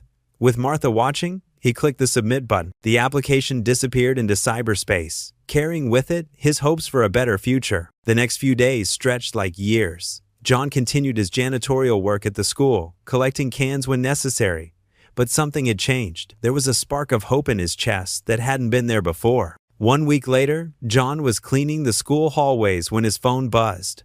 An email notification appeared on the screen. His heart jumped when he saw the sender, Veterans Job Training Program. His hand shook so badly he had to lean against the wall to steady himself. The subject line read, Application status update. John closed his eyes, took a deep breath, and opened the email. Dear Mr. Harris, we are pleased to inform you that your application has been accepted. The words blurred as tears filled his eyes. He blinked them away and continued reading. Not only had he been accepted, but he'd also received a full scholarship that would cover his living expenses during the training. In a daze, he finished his shift and picked up Emma from Head Start. As they walked home, she skipped alongside him, chattering about her day, unaware that their lives had just changed. That evening, Martha stopped by their apartment, bringing a small cake to celebrate. As Emma happily devoured her slice, Martha handed John an envelope. "What's this?" he asked, opening it carefully. "Just a little extra help," she said softly. "For books, supplies, whatever you need to succeed in the program." John started to protest, but Martha held up her hand. "This isn't charity, John. This is an investment in someone who's worked hard and deserves a chance. Besides," she added with a smile, "I expect you to pay it forward someday." He looked at the check, then at Emma, who was drawing pictures with frosting on her plate. For the first time in years, he could see a clear path forward, one that didn't involve digging through trash or counting pennies for diapers. "Thank you," he said, his voice rough with emotion. "Not just for this, but for believing in me when I couldn't believe in myself." Martha squeezed his hand gently. "You did all the hard work, John. You just needed someone to remind you of what you're capable of." Emma looked up from her cake, her face smeared with frosting. "Daddy, are you crying?" John laughed, wiping his eyes. "Happy tears, sweetheart. Sometimes good things make people cry too. Like when I got my new rabbit?" she asked seriously. "Exactly like that," he said, pulling her into a hug. Over her head, he met Martha's eyes and mouthed, "Thank you," once more. Martha smiled and raised her coffee cup in a small toast. "To new beginnings," she said quietly. John held Emma closer, feeling the weight of years of struggle beginning to lift. The program would start next week, and with it, a chance to rebuild their lives. For the first time in longer than he could remember, he felt ready to face whatever challenges lay ahead. The morning sun filtered through the dusty windows of the community center as John took his seat in the classroom. His weathered hands gripped a fresh notebook, a small expense that had felt like a luxury. Around him, other veterans settled into their chairs, their faces showing the same mix of anxiety and determination he felt inside. "Welcome to your first day of technical training," the instructor announced, writing her name on the whiteboard. "I'm Sarah, and I'll be teaching you the basics of automotive electronics." John's heart quickened. This was familiar territory. He'd worked on vehicles during his service years. His fingers unconsciously traced the spiral binding of his notebook as memories of engine repairs under desert sun flooded back. The instructor's voice cut through his thoughts. "Let's start with the fundamentals of electrical systems." For the next 3 hours, John absorbed everything he could. His pen moved steadily across the paper, taking detailed notes. When Sarah asked questions, he found himself raising his hand more often than not. The knowledge was there, buried under years of struggle, and it felt good to access it again. During their first break, a younger veteran named Mike approached him. "You really know your stuff, man." John shrugged, but couldn't hide a small smile. "Used to work as a mechanic before. Well, before things got rough." "You'll be back at it in no time," Mike said, offering him a coffee from the break room. That evening, when John picked up Emma from the daycare center Martha had helped him find, his daughter immediately noticed something different about him. Her small hand reached up to touch his face. "Daddy happy?" she asked, her big eyes studying him. John scooped her up, holding her close. "Yeah, sweetheart. Daddy learned some good things today." Over the next few days, a routine emerged. John would drop Emma at daycare, attend his classes, and spend evenings studying while she played nearby. The material grew more challenging, but John found himself rising to meet it. Each small success in class built upon the last, like steps on a ladder leading up from the pit he'd been in. A week into the program, Sarah pulled him aside after class. "John, your diagnostic work today was exceptional. Have you considered specializing in electrical systems? There's high demand for that skill set." Her words stayed with him all evening, planting seeds of possibility where there had only been doubt before. The following week brought hands-on training. John's fingers remembered their old confidence as they traced wiring pathways and handled tools. The familiar smell of motor oil and metal brought back memories of better days, but now they didn't ache like they used to. Instead, they felt like promises of what could be again. Emma noticed the changes in their daily life too. John had more energy for their evening games. He helped her build block towers and read her stories with different voices for each character. Their small apartment, while still modest, felt lighter somehow. "Higher, Daddy," Emma squealed one evening as John lifted her up to place the final block on their tallest tower yet. Her laughter echoed off the walls, replacing the heavy silence that had lived there for so long. 2 weeks into the program, John received his first training stipend. It wasn't much, just enough to cover some basics and a little extra. But holding that check in his hands felt different from Martha's charity. This was earned. This was his. After depositing the check, John took Emma to the small toy store they always passed but never entered. Her eyes grew wide as they walked through the aisles. "Pick something special, sweetheart," he said, watching her face light up. Emma moved carefully through the store, touching everything with wonder. Finally, she stopped in front of a stuffed elephant with soft gray fur and gentle eyes. "This one, Daddy?" she asked, hugging it to her chest. John checked the price tag. It was within his budget. "That's perfect, Em." At the checkout counter, John handed over the money without the usual nod of anxiety in his stomach. The cashier smiled as she wrapped the elephant in tissue paper, and Emma bounced on her toes with excitement. That night, as John tucked Emma and her new elephant into bed, she grabbed his hand. "Thank you, Daddy," she whispered, her eyes already heavy with sleep. John sat on the edge of her bed for a long moment, watching his daughter curl around her new toy. The streetlight outside cast a gentle glow through the window, and for the first time in years, the shadows in the corner didn't seem so dark. Back in the living room, John spread his textbooks across the kitchen table. Tomorrow would bring new lessons, new challenges, but also new opportunities. His notebook was filling up with knowledge, his hands were remembering their skill, and his daughter was sleeping peacefully with a new toy. It wasn't everything, not yet, but it was something. Something real and solid and earned. John ran his finger along the diagram of an engine electrical system, already anticipating tomorrow's lessons. The world outside their window was still tough, still full of obstacles, but tonight, it held possibility too. As he studied, the sound of Emma's soft breathing mixed with the quiet rustle of pages turning. Each formula he memorized, each system he understood, was another step forward, another piece of the life he was rebuilding, not just for himself, but for the little girl who believed in him enough to ask if he was happy. And for the first time in a long while, he could honestly say he was getting there. Martha Bennett stood in her expansive kitchen, her fingers wrapped tightly around a coffee mug as she stared out at the manicured garden through floor-to-ceiling windows. The morning light cast long shadows across the marble countertops, but the beauty of her surroundings felt hollow now. Richard's footsteps echoed through the house before she saw him. He appeared in the doorway, already dressed in an impeccable suit, his face tight with displeasure. "We need to talk about this situation with that Harris fellow," he said, his voice cold and clipped. Martha didn't turn to face him. "His name is John. I don't care what his name is." Richard moved closer, placing his briefcase on the counter with a sharp thud. "Do you have any idea what people are saying? The Petersons saw you with him at that diner yesterday." "I was helping him review his training materials," Martha said, finally turning to meet her husband's gaze. "He's working hard to build a better life for his daughter." Richard laughed, but there was no warmth in it. "Oh, please. You're not running a charity, Martha. You're the CEO of a major company. What do you think this looks like to our shareholders, to our friends?" "I don't care what it looks like anymore." Martha's voice was steady, stronger than she expected.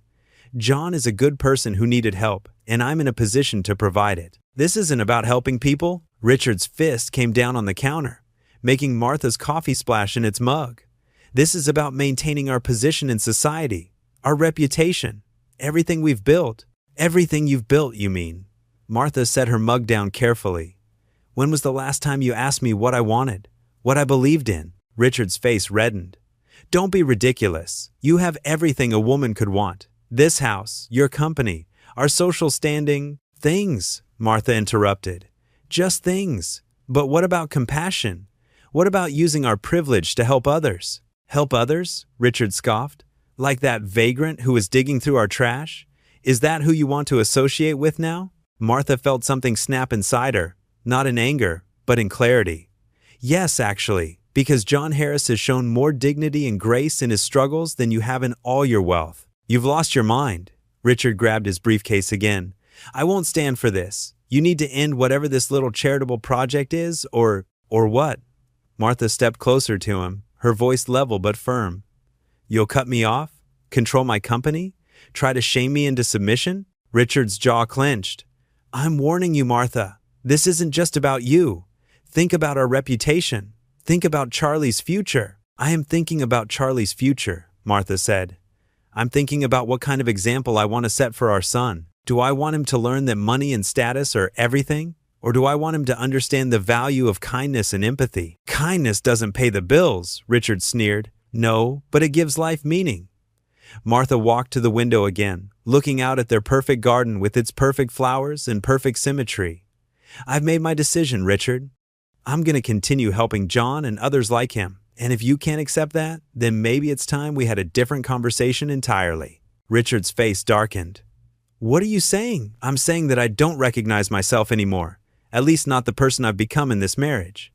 Martha turned back to him, her shoulders straight. We've grown so far apart in our values that I barely know who we are as a couple anymore. This is absurd.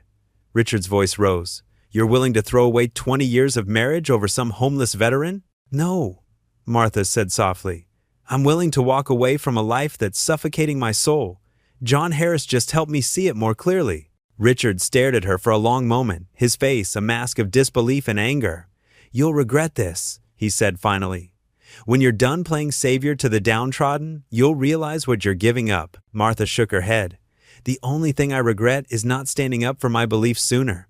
She slipped her wedding ring off her finger and placed it on the counter between them. I'll have my lawyer contact yours tomorrow. Richard's face went pale. Martha, please leave, Richard. Her voice was gentle but firm. I need some time to think, and you need to accept that I'm not the same woman who was content to live in this golden cage anymore. He grabbed his briefcase, knuckles white against the leather handle. You're making a terrible mistake. No, Martha said, watching him stride toward the door. For the first time in years, I'm doing exactly what I should have done long ago. The sound of the front door slamming echoed through the empty house. Martha stood in her kitchen, tears finally falling down her cheeks, but they weren't tears of sadness. They were tears of relief, of liberation, of finally choosing to live according to her own moral compass, rather than society's expectations. She picked up her phone and dialed her lawyer's number. It was time to build a new life, one that aligned with her true values, one where she could make a real difference in people's lives. Like John had said during one of their conversations, sometimes the bravest thing you can do is admit when something isn't working and have the courage to start over. John pulled his worn pickup truck into the small diner's parking lot. The early morning sun cast a warm glow over the modest establishment, making the chrome trim sparkle. He checked his reflection in the rearview mirror, straightening his collar. It wasn't the fancy restaurant where they'd last met, but this time he felt different, stronger, more confident. Martha was already inside, sitting at a corner booth with 2 steaming cups of coffee. She wore simple jeans and a sweater, looking more relaxed than he'd ever seen her. When she spotted him, her face lit up with a genuine smile. John, you look well, she said, standing to greet him. Thanks, Martha. The training program's been amazing. He settled into the booth across from her, accepting the coffee she pushed his way. Emma's doing better too. Having a real schedule, knowing there's enough for diapers and food, it makes all the difference. Martha nodded, her eyes bright. I can imagine. How's the mechanical engineering course going? Actually, that's part of what I wanted to talk to you about. John took a sip of coffee, gathering his thoughts. Being in this program, seeing how it's changed my life, it got me thinking about all the other vets out there struggling like I was. I've been thinking along similar lines, Martha said, leaning forward. After everything that happened with Richard. She paused, then continued with renewed determination. I want to do more than just write checks. I want to make real change. The waitress came by to take their orders. John noticed how Martha treated her with genuine warmth, so different from the artificial politeness he'd witnessed at that fancy event months ago. I've been doing some research, John said after the waitress left. Did you know there are over 1.8 million single fathers in the United States? Many of them veterans, like me. Most support programs focus on single mothers. Martha pulled out a notebook from her bag. I've looked into that too. There's a real gap in services, especially for fathers who've served. She opened the notebook, revealing pages of notes and calculations. I've been working on something, but I wanted your input. John listened as Martha outlined her vision for a community center. His engineering mind immediately began analyzing the practical aspects, building requirements, necessary facilities, staffing needs. But it was more than that. For the first time since leaving the military, he felt that familiar sense of purpose. The center could offer job training, like what you're doing now, Martha continued, but also childcare, counseling, practical support with things like diapers and groceries. A place where fathers can find their feet again, without shame. Without shame, John repeated softly, remembering his own struggles. That's key. Pride can be a real barrier for guys like me. We need to make it feel like a hand up, not a hand out. They spent the next hour brainstorming, their breakfast growing cold as they sketched out ideas on Martha's notebook. John suggested practical workshops on basic home repairs and car maintenance, skills that could lead to employment. Martha talked about partnering with local businesses for job placement and internships. You know what would make this really work? John said, pushing aside his empty coffee cup. Having people who've been there running it, veterans helping veterans, fathers helping fathers. Martha's eyes lit up. Would you be interested in taking on a leadership role? Once you finish your training program, of course. John sat back, surprised by the offer. 6 months ago, he would have refused immediately, his pride getting in the way. But now, he saw it differently. This wasn't charity. It was an opportunity to help others who were walking the same difficult path he had. I'd be honored, he said, but I want to earn it. Maybe start as a volunteer while I finish my certification. Learn the ropes. Martha smiled warmly. That's exactly why you're perfect for this. You understand both sides, the need for help and the importance of dignity. They spent the next hour outlining a concrete plan. Martha had already identified a potential building, an old community center that had fallen into disrepair. With her business acumen and John's practical knowledge, they began mapping out renovation needs and potential funding sources. I can contribute the initial funding, Martha said, but we'll need to make it self-sustaining. Maybe add a coffee shop or a small repair business that could provide both income and job training? John nodded enthusiastically. And we could partner with local churches, veterans organizations. Make it a real community effort. As they wrapped up their meeting, John realized how natural it felt now, sitting with Martha as equals. There was no awkwardness, no underlying tension about their different background. They were just two people working together to make something meaningful happen. Same time next week? Martha asked, gathering her things. I'll have the preliminary budget drawn up and maybe you could bring those building codes you mentioned? Sounds good, John replied. I'll talk to some of the guys in my program too, see what they think would be most helpful. As they walked to their cars, John felt a surge of excitement. This wasn't just about him anymore. It was about creating something lasting, something that could help others find their way back from the edge where he'd once stood. Martha paused by her car. You know, John, when I first met you, I thought I was the one helping you. But you've taught me so much about courage and dignity. This center, it's going to change lives. It already has, John said quietly. It's already changed mine. They parted ways, each carrying a copy of their notes and a shared vision of what could be. John drove home to pick up Emma from his neighbor, his mind already working on the details of their plan. For the first time in years, he felt like he was part of something bigger than himself, something that mattered. As he pulled into his apartment complex, he realized that the shame that had once weighed him down was gone. In its place was something new, purpose, hope, and the knowledge that sometimes the hardest paths lead to the most meaningful destinations. The morning sun filtered through the windows of John's new office at the Veterans Training Center.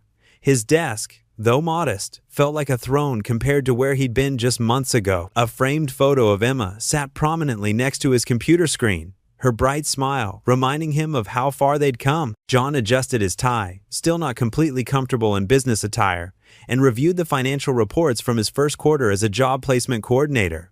The numbers were good, better than good, actually. He'd helped place 15 veterans in stable careers, and his own salary meant Emma never had to worry about basic necessities anymore. A soft knock at his door made him look up. "Come in," he called out. Martha stepped in, wearing a simple blazer and carrying a stack of papers. "Ready for our meeting?" she asked, her eyes twinkling with excitement. "Just finishing up here," John replied, gesturing to the chair across from his desk. It still felt surreal sometimes, working alongside Martha as equals.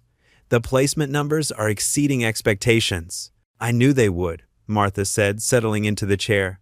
"You understand what these veterans are going through better than anyone. That's why this works." John nodded, thinking back to his own struggles. "Speaking of which, how's the community center coming along?" Martha spread the papers across his desk. "Construction's almost complete. We're on track for the grand opening next month." She pointed to a blueprint. "The daycare facility is fully staffed, and we've got 20 families already signed up for the after-school program." "Emma's excited about having other kids around," John mentioned, smiling at the thought of his daughter's enthusiasm. She'd been thriving lately, making new friends at her new preschool, wearing pretty dresses that weren't secondhand, and carrying herself with the confidence of a child who felt secure. The next few months passed in a whirlwind of activity. John's program expanded, helping more veterans transition into civilian careers. He'd moved Emma into a better apartment in a safer neighborhood, though he kept things modest, remembering the lessons he'd learned about what truly mattered in life. On the morning of the community center's opening, John stood in front of his bathroom mirror, adjusting his tie for the third time. Emma bounced around the apartment in her new blue dress, her excitement contagious. "Daddy, are we going to see Miss Martha?" she asked, twirling around the living room. "We sure are, sweetie," John replied, scooping her up.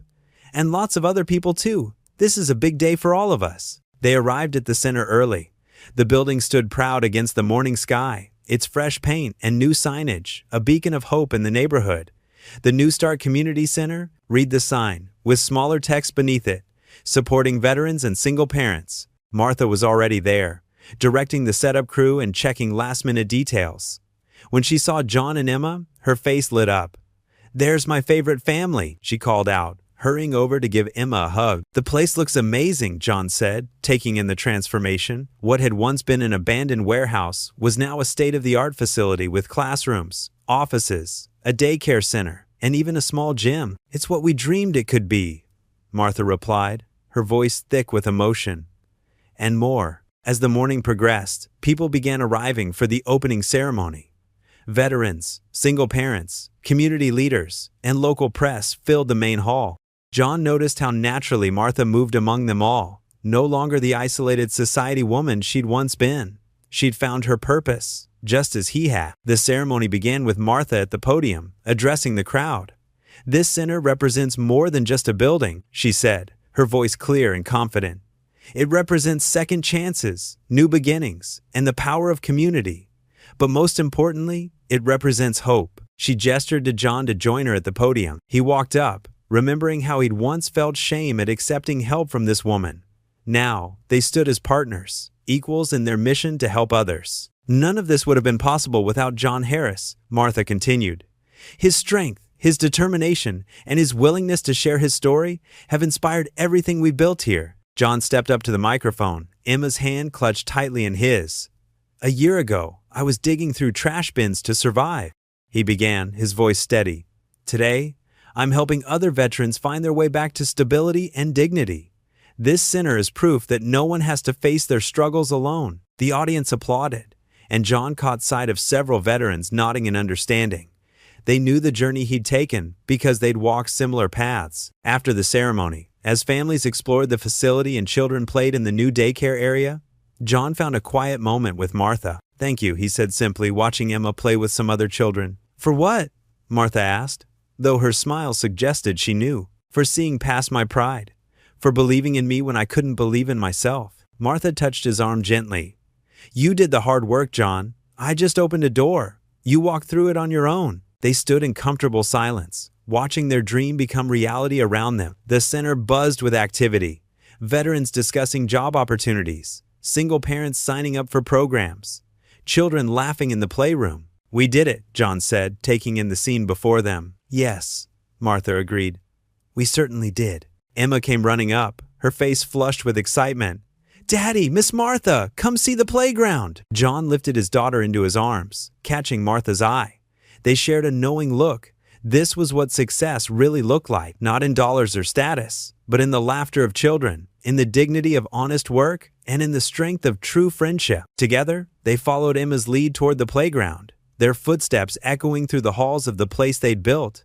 A place where second chances weren't just possible, they were guaranteed. The morning sun filtered through the windows of John's new office at the Veterans Training Center.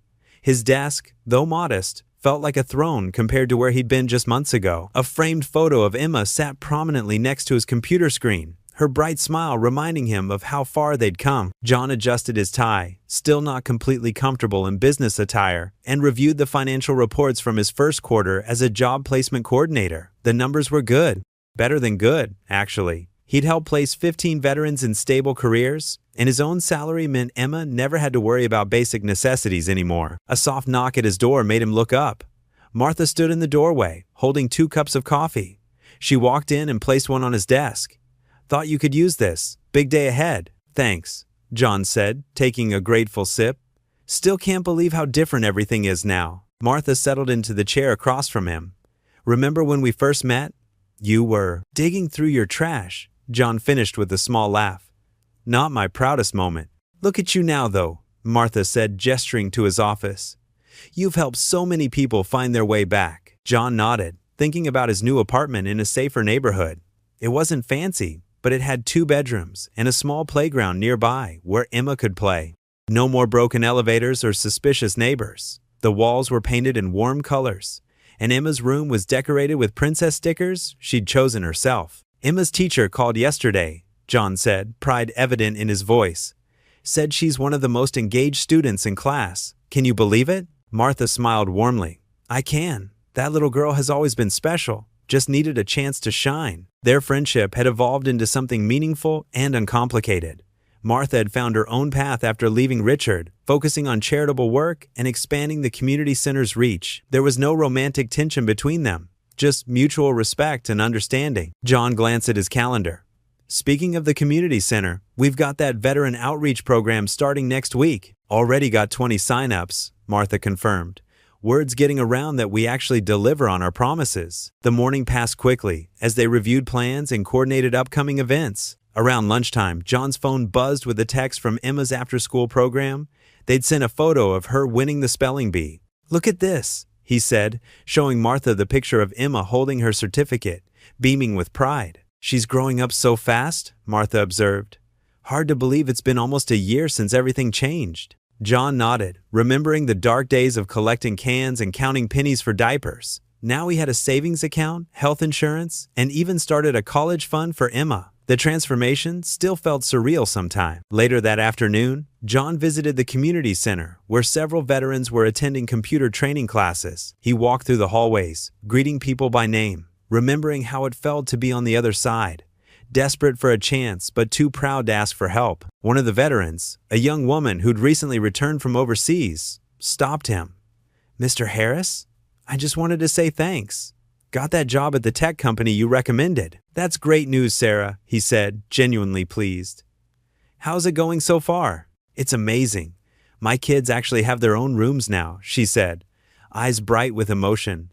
Never thought I'd get here. John understood that feeling all too well. He remembered the day he'd moved into their new apartment, how Emma had run from room to room, amazed at having so much space. The kitchen actually had counter space now, and the bathroom didn't have any leaks. Simple things that meant everything. As the day wound down, John gathered his things, looking forward to getting home. The drive was shorter now that they lived in a better area, and he no longer had to worry about his car breaking down every other week. He'd been able to buy a reliable used model with his first few paychecks. Walking into his building, he greeted the security guard, a luxury he never thought he'd have, and took the working elevator to his floor. The hallway was clean and well lit, such a contrast to their old place. The moment he opened the door, he heard the familiar patter of small feet running toward him. Emma launched herself into his arms, her backpack still on, full of excitement about her spelling bee victory. Daddy, I won! Did you see the picture? Mrs. Thompson said I got all the words right. Emma's face was radiant with joy and pride. John hugged her tight, breathing in the scent of her strawberry shampoo. Not the dollar store kind anymore, but the brand she'd picked out herself at the grocery store. Such a simple thing, but it meant so much. I saw, sweetie.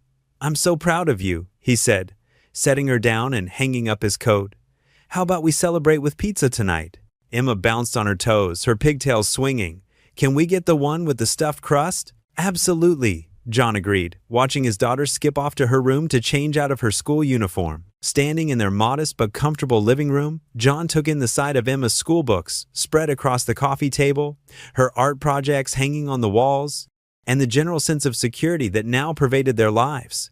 The weight of constant worry had lifted from his shoulders, replaced by something he hadn't felt in years: hope. The apartment wasn't perfect. There was a scratch on the coffee table, and one of the kitchen cabinet doors needed fixing. But it was home, a real home where his daughter could grow up feeling safe and loved, where they could both dream about the future instead of just surviving the present. Emma came running back, now wearing her favorite princess pajamas, her spelling bee certificate clutched in her hand. Her smile was brighter than ever as she showed him each word she'd spelled correctly, pride radiating from her entire being. The community center's auditorium buzzed with excited chatter as people filed in for the annual Veterans Support Excellence Awards. John fidgeted with his tie backstage, still unused to formal attire despite wearing it daily now. The blue silk, a gift from Emma for Father's Day, felt both foreign and comforting against his fingers. Through a gap in the curtain, he could see Emma sitting in the front row, wearing her favorite yellow dress, her legs swinging back and forth with barely contained excitement. Next to her sat his mother, who had flown in specially for the occasion, her eyes already glistening with unshed tears of pride. The stage manager touched his shoulder. 5 minutes, Mr. Harris. John nodded, his throat tight. Just a year ago, he'd been collecting cans from garbage bins, desperate to buy diapers for Emma. Now, here he was, about to receive recognition for helping other veterans find their way back from similar struggles. The lights dimmed, and the ceremony began. John listened as the host described the various initiatives that had transformed their community. When they finally called his name, the applause was thunderous. John Harris, the host announced, has not only overcome tremendous personal obstacles, but has dedicated himself to ensuring no other veteran faces those challenges alone. Through his work at the Veterans Training and Support Center, he has helped place over 50 veterans in stable careers and provided crucial support to dozens of single parents. Walking onto the stage, John felt a familiar warmth in his chest as he spotted Martha in the middle of the audience.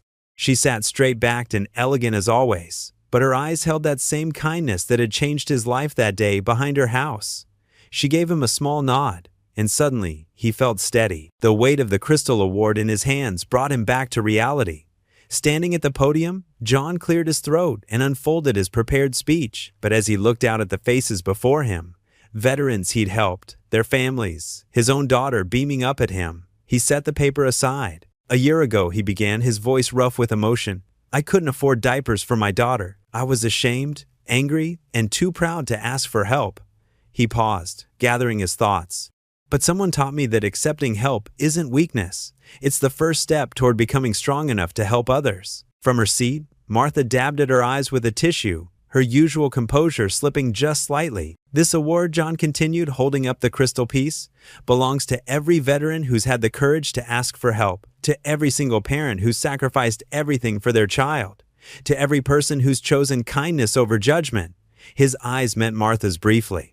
And to those who saw worth in me when I couldn't see it myself. After the ceremony, people gathered in small groups, sharing stories and congratulations. John found himself surrounded by well-wishers, but his attention kept drifting to where Martha stood near the refreshment table, engaged in conversation with some board members. Finally, as the crowd thinned, they found a quiet moment together near the window overlooking the center's playground, the same one where Emma now attended after-school programs. Quite a speech, Martha said softly, her eyes twinkling. Not bad for someone who used to grunt one-word answers at me. John chuckled, remembering his early defensiveness. Well, I had a good teacher in the art of communication. They stood in comfortable silence, watching the setting sun paint the sky in shades of orange and pink. The Crystal Award caught the light, sending tiny rainbows dancing across the wall. You know, Martha said, when I first started the diaper company, I thought success meant profit margins and market share. She shook her head slightly. I never imagined true success would look like this, like seeing someone rise above their circumstances and bring others along with them. John turned the award in his hands, studying its facets. Sometimes I still can't believe how different things are now. Emma asked me the other day if we were rich. He smiled at the memory. I told her we were rich in all the ways that matter. Martha's eyes softened. She's become quite the philosopher, hasn't she? Yesterday, she told me that kindness is like a boomerang. It always comes back to you. She gets that from hanging around you too much, John said, but his tone was warm with gratitude. They could see Emma through the window now, playing with other children on the swings. Her laughter carried faintly through the glass, a sound that still had the power to heal something deep in John's soul. Look at them, Martha murmured, watching the children. They don't see differences in class or status. They just see friends. John nodded, thinking of how far they'd all come. Sometimes it takes a child to show us what really matters. The last rays of sunlight caught the award's edges, sending one final burst of rainbow light across the room.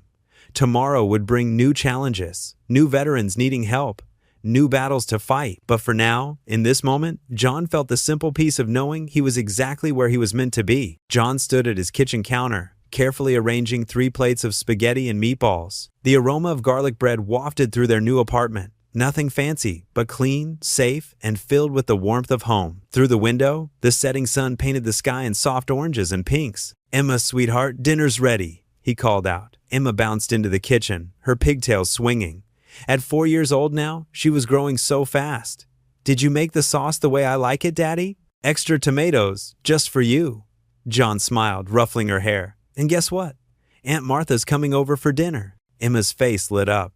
"Really? Can I show her my new drawing?" "Of course you can, Princess." John checked his watch. Martha would be here any minute. It still amazed him how naturally their friendship had evolved, how seamlessly she'd become part of their little family. The doorbell chimed, and Emma raced to answer it. John followed close behind, making sure to check through the peephole first. Old habits die hard. Martha stood there, holding a small paper bag. "I brought dessert," she announced, stepping inside. She was dressed casually in jeans and a sweater, her usual business attire abandoned for the evening. "Aunt Martha, look what I drew today."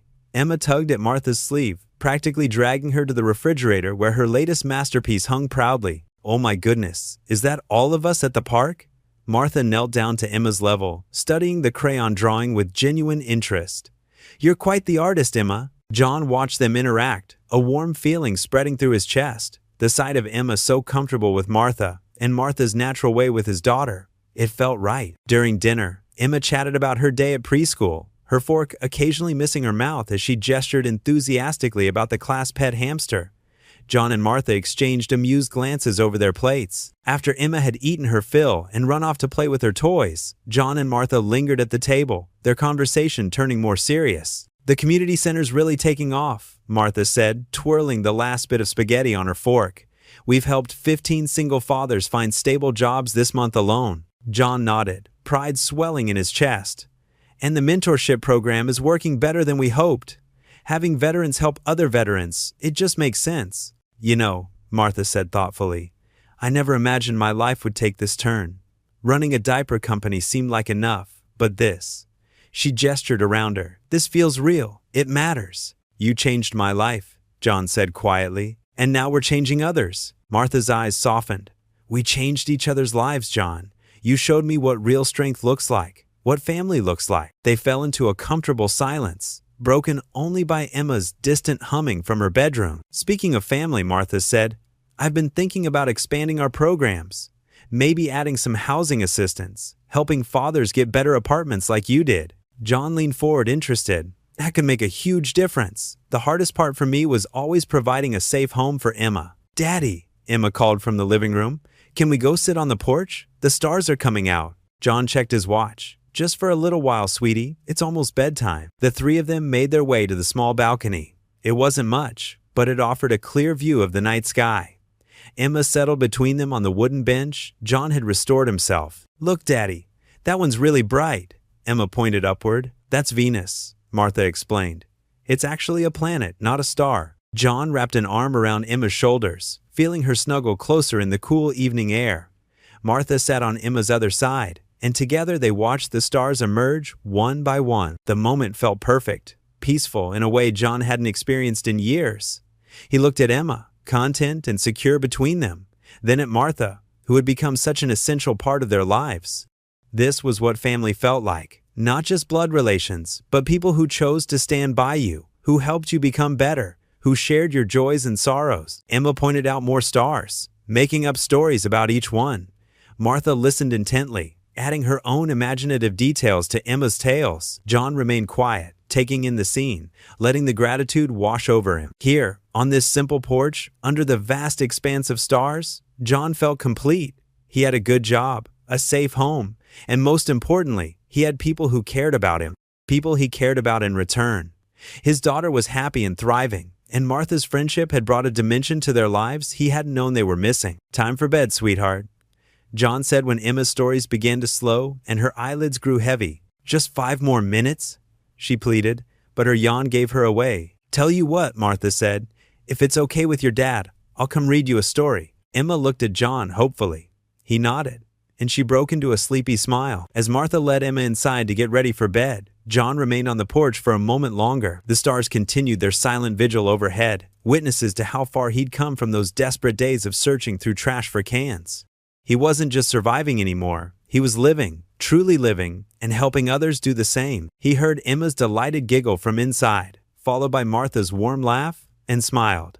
Sometimes family wasn't what you expected. Sometimes it was better. Rising from the bench, John took one last look at the night sky before heading inside to join his family for bedtime stories. The community center buzzed with joyful energy as families poured through its freshly painted doors like a gentle spring flood. Colorful balloons in bright reds, yellows, and blues danced from the doorframe, their ribbons fluttering in the warm afternoon breeze.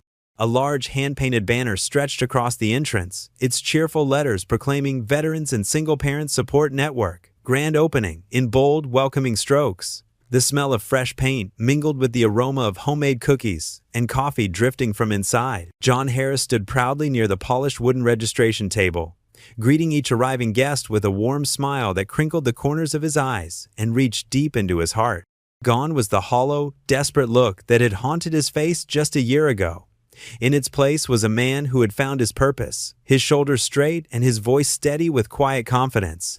His daughter Emma, now noticeably taller, with longer legs and a more assured way of carrying herself, bounced beside him as she carefully handed out colorful name tags to the stream of newcomers. Her bright yellow sundress twirled as she moved, and her face glowed with the simple joy of helping others. Martha Bennett moved through the growing crowd with natural grace, her steps light and purposeful as she paused to chat with various families scattered throughout the spacious main room. She wore a simple cornflower blue dress instead of her usual designer outfits, something comfortable and approachable that spoke of genuine warmth rather than calculated sophistication. Her hair fell in soft waves around her shoulders, and her face positively radiated with a sense of deep purpose and contentment. The community center represented their shared dream made manifest, and seeing it filled with laughter and hope made her heart sing with quiet triumph. "Daddy, look!" Emma's excited voice cut through the gentle hum of conversation as she tugged insistently at John's navy blue sleeve. Her small finger pointed toward the entrance, where a young girl about her own age stood hesitantly by the door, half hidden behind her father's legs. The little girl clutched a worn stuffed rabbit and peeked out shyly at the bustling room full of strangers. "Can I go say hi?" She looked scared. John's heart swelled with pride as he watched his daughter's natural compassion shine through. He nodded with an encouraging smile, his eyes misting slightly as Emma skipped across the room with determined kindness. She approached the nervous newcomers with gentle confidence, kneeling down to the little girl's eye level and offering her brightest, most welcoming smile. The transformation that followed, watching the shy child's face light up as Emma introduced herself, reminded John of all the beautiful changes this past year had brought to their lives. "We actually did it," Martha said softly, appearing at John's side like a whispered prayer answered. She handed him a clear plastic cup filled with bright red punch from the cheerfully decorated refreshment table, where volunteers in matching t-shirts served homemade treats to grateful families. Her voice carried a note of wonder, as if she still couldn't quite believe they had turned their impossible dream into this vibrant reality. John accepted the punch gratefully, the cool liquid refreshing after hours of excited conversation. His mind drifted back to those dark, desperate days when he'd prowled through neighborhood trash bins in the early morning hours, searching for recyclable cans and bottles to gather enough coins for a pack of diapers. The memory felt like looking through a window into someone else's life, painful but distant now. "Remember when you found me behind your house, digging through your garbage like some kind of..." He paused, shaking his head with a slight chuckle that held no bitterness, only amazement at how far they'd traveled. Martha's brown eyes softened with the warmth of shared memory, her expression tender and understanding. "How could I ever forget that morning? I thought you were just another person trying to take advantage of us." She touched his arm gently. "I had no idea you were exactly what I needed to find my way back to who I really was." That was the day everything changed for both of us. Together, they stood and watched as the community center continued to fill with exactly the people they'd hoped to reach. Battle-worn veterans carried toddlers on their shoulders, their faces showing the same mix of pride and struggle that John recognized in his own mirror. Single mothers clustered together near the information boards, sharing phone numbers and words of encouragement while their children explored the bright play area. Fathers who reminded John powerfully of his former self, men with calloused hands and worried eyes, tentatively approached the resource tables, their shoulders slowly relaxing as volunteers welcomed them with genuine smiles and practical help. The small stage at the front of the room looked modest but inviting, decorated with simple white flowers and equipped with a basic sound system that would carry their voices to every corner of the space. A few folding chairs sat ready for speakers, and behind them hung a banner featuring photos of local families who had already benefited from their pilot programs. As the time for speeches approached, John felt familiar butterflies dancing in his stomach. Public speaking still made his palms sweat and his heart race, but he had learned that some messages were too important to let fear silence them. "A year ago," he began, his voice carrying clearly through the suddenly quiet room as conversations paused and faces turned toward him with expectant attention. "I couldn't afford diapers for my daughter." The words came easier now than they had during his first practice sessions, when shame had nearly choked him silent. "I was a proud veteran who'd fallen on hard times, too ashamed and stubborn to ask for help from anyone."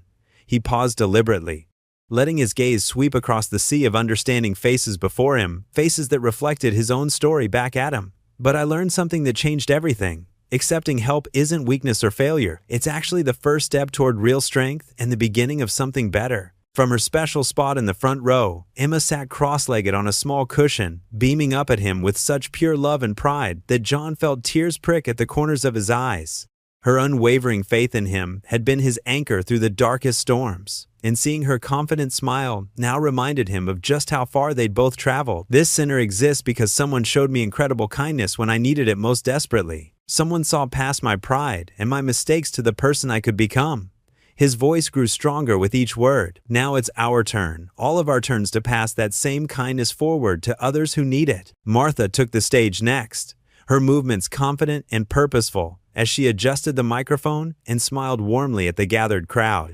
As she spoke about the vital importance of community support and the transformative power of second chances, John noticed how completely the old tension had melted away from her shoulders and her voice. The crushing weight of her former life, the exhausting pressure to maintain perfect appearances, the cold and loveless marriage that had drained her spirit, the constant internal struggle between inherited wealth and genuine conscience had simply disappeared.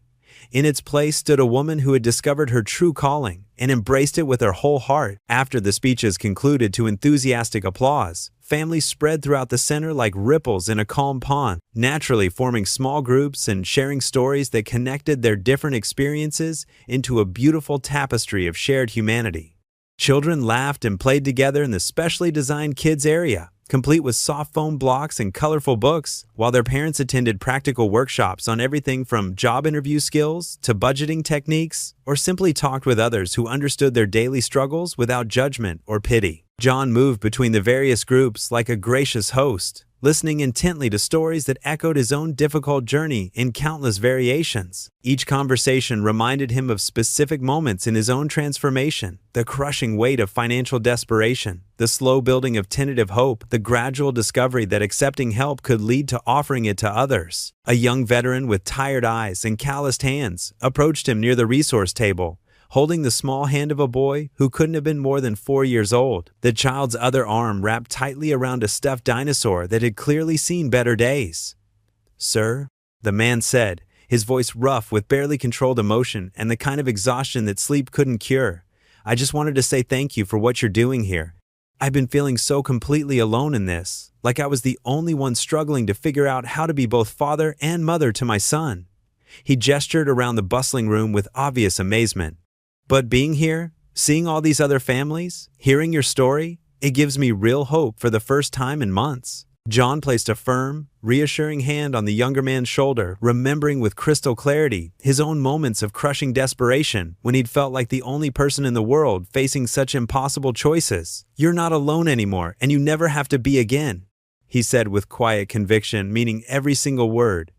"We're all in this together now, and that makes all the difference." As the evening celebration gradually wound down and the last golden rays of sunlight slanted through the tall windows, John found himself standing peacefully in the center's small but beautifully landscaped courtyard. The setting sun painted the sky in brilliant layers of orange, pink, and deep purple, creating a masterpiece that shifted and changed with each passing minute. The joyful sound of children's laughter and excited chatter drifted through the open doors like music, Mixing with the gentle evening breeze that rustled the leaves of the newly planted oak tree, they dedicated to hope and new beginnings. Emma played energetically with a growing group of children on the bright red and yellow playground equipment they'd installed just last month, her delighted giggles mixing and harmonizing with theirs in a symphony of pure childhood joy.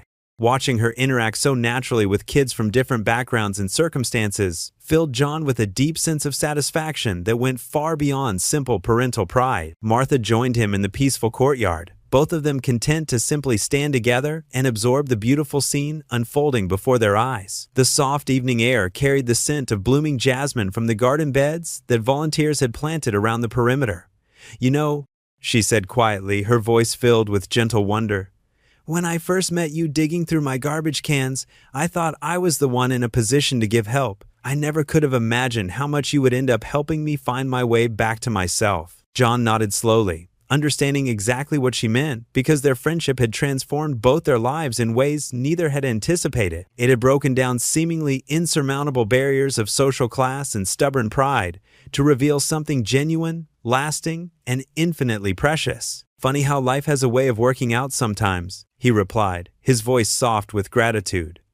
"When you think you're at the end of your rope, sometimes you're actually at the beginning of something better." The first stars began to appear in the gradually darkening sky, emerging one by one like tiny diamonds scattered across dark velvet, each one a small promise of hope and possibility for tomorrow. Emma suddenly broke away from her new friends and ran across the courtyard toward them, her cheeks flushed bright pink with excitement and her eyes sparkling with the pure joy of a perfect day. "Daddy, Daddy!" she exclaimed breathlessly, throwing her small arms around his waist with enthusiastic force. "I made so many new friends today, and Sarah's daddy was in the army just like you, and Marcus has a baby sister, and—" John lifted her up effortlessly, holding her close against his chest as he looked up at the star-filled night sky stretching endlessly above them. The heavy weight of years of grinding hardship, sleepless nights, and desperate worry finally lifted completely from his shoulders, replaced by a deep, abiding sense of peace and limitless possibility that seemed to flow through his very bones. He whispered softly to Emma, his words carrying on the gentle evening breeze. "The world is full of second chances, sweetheart," and for the first time in more years than he could count, he truly believed it with his whole heart. What would you do if you were in their place? Comment your answer below and let's see how you'd rewrite the ending. If you enjoyed the story of John Harris, I handpicked the next story that you will enjoy. Please don't miss this one. Click here to watch it.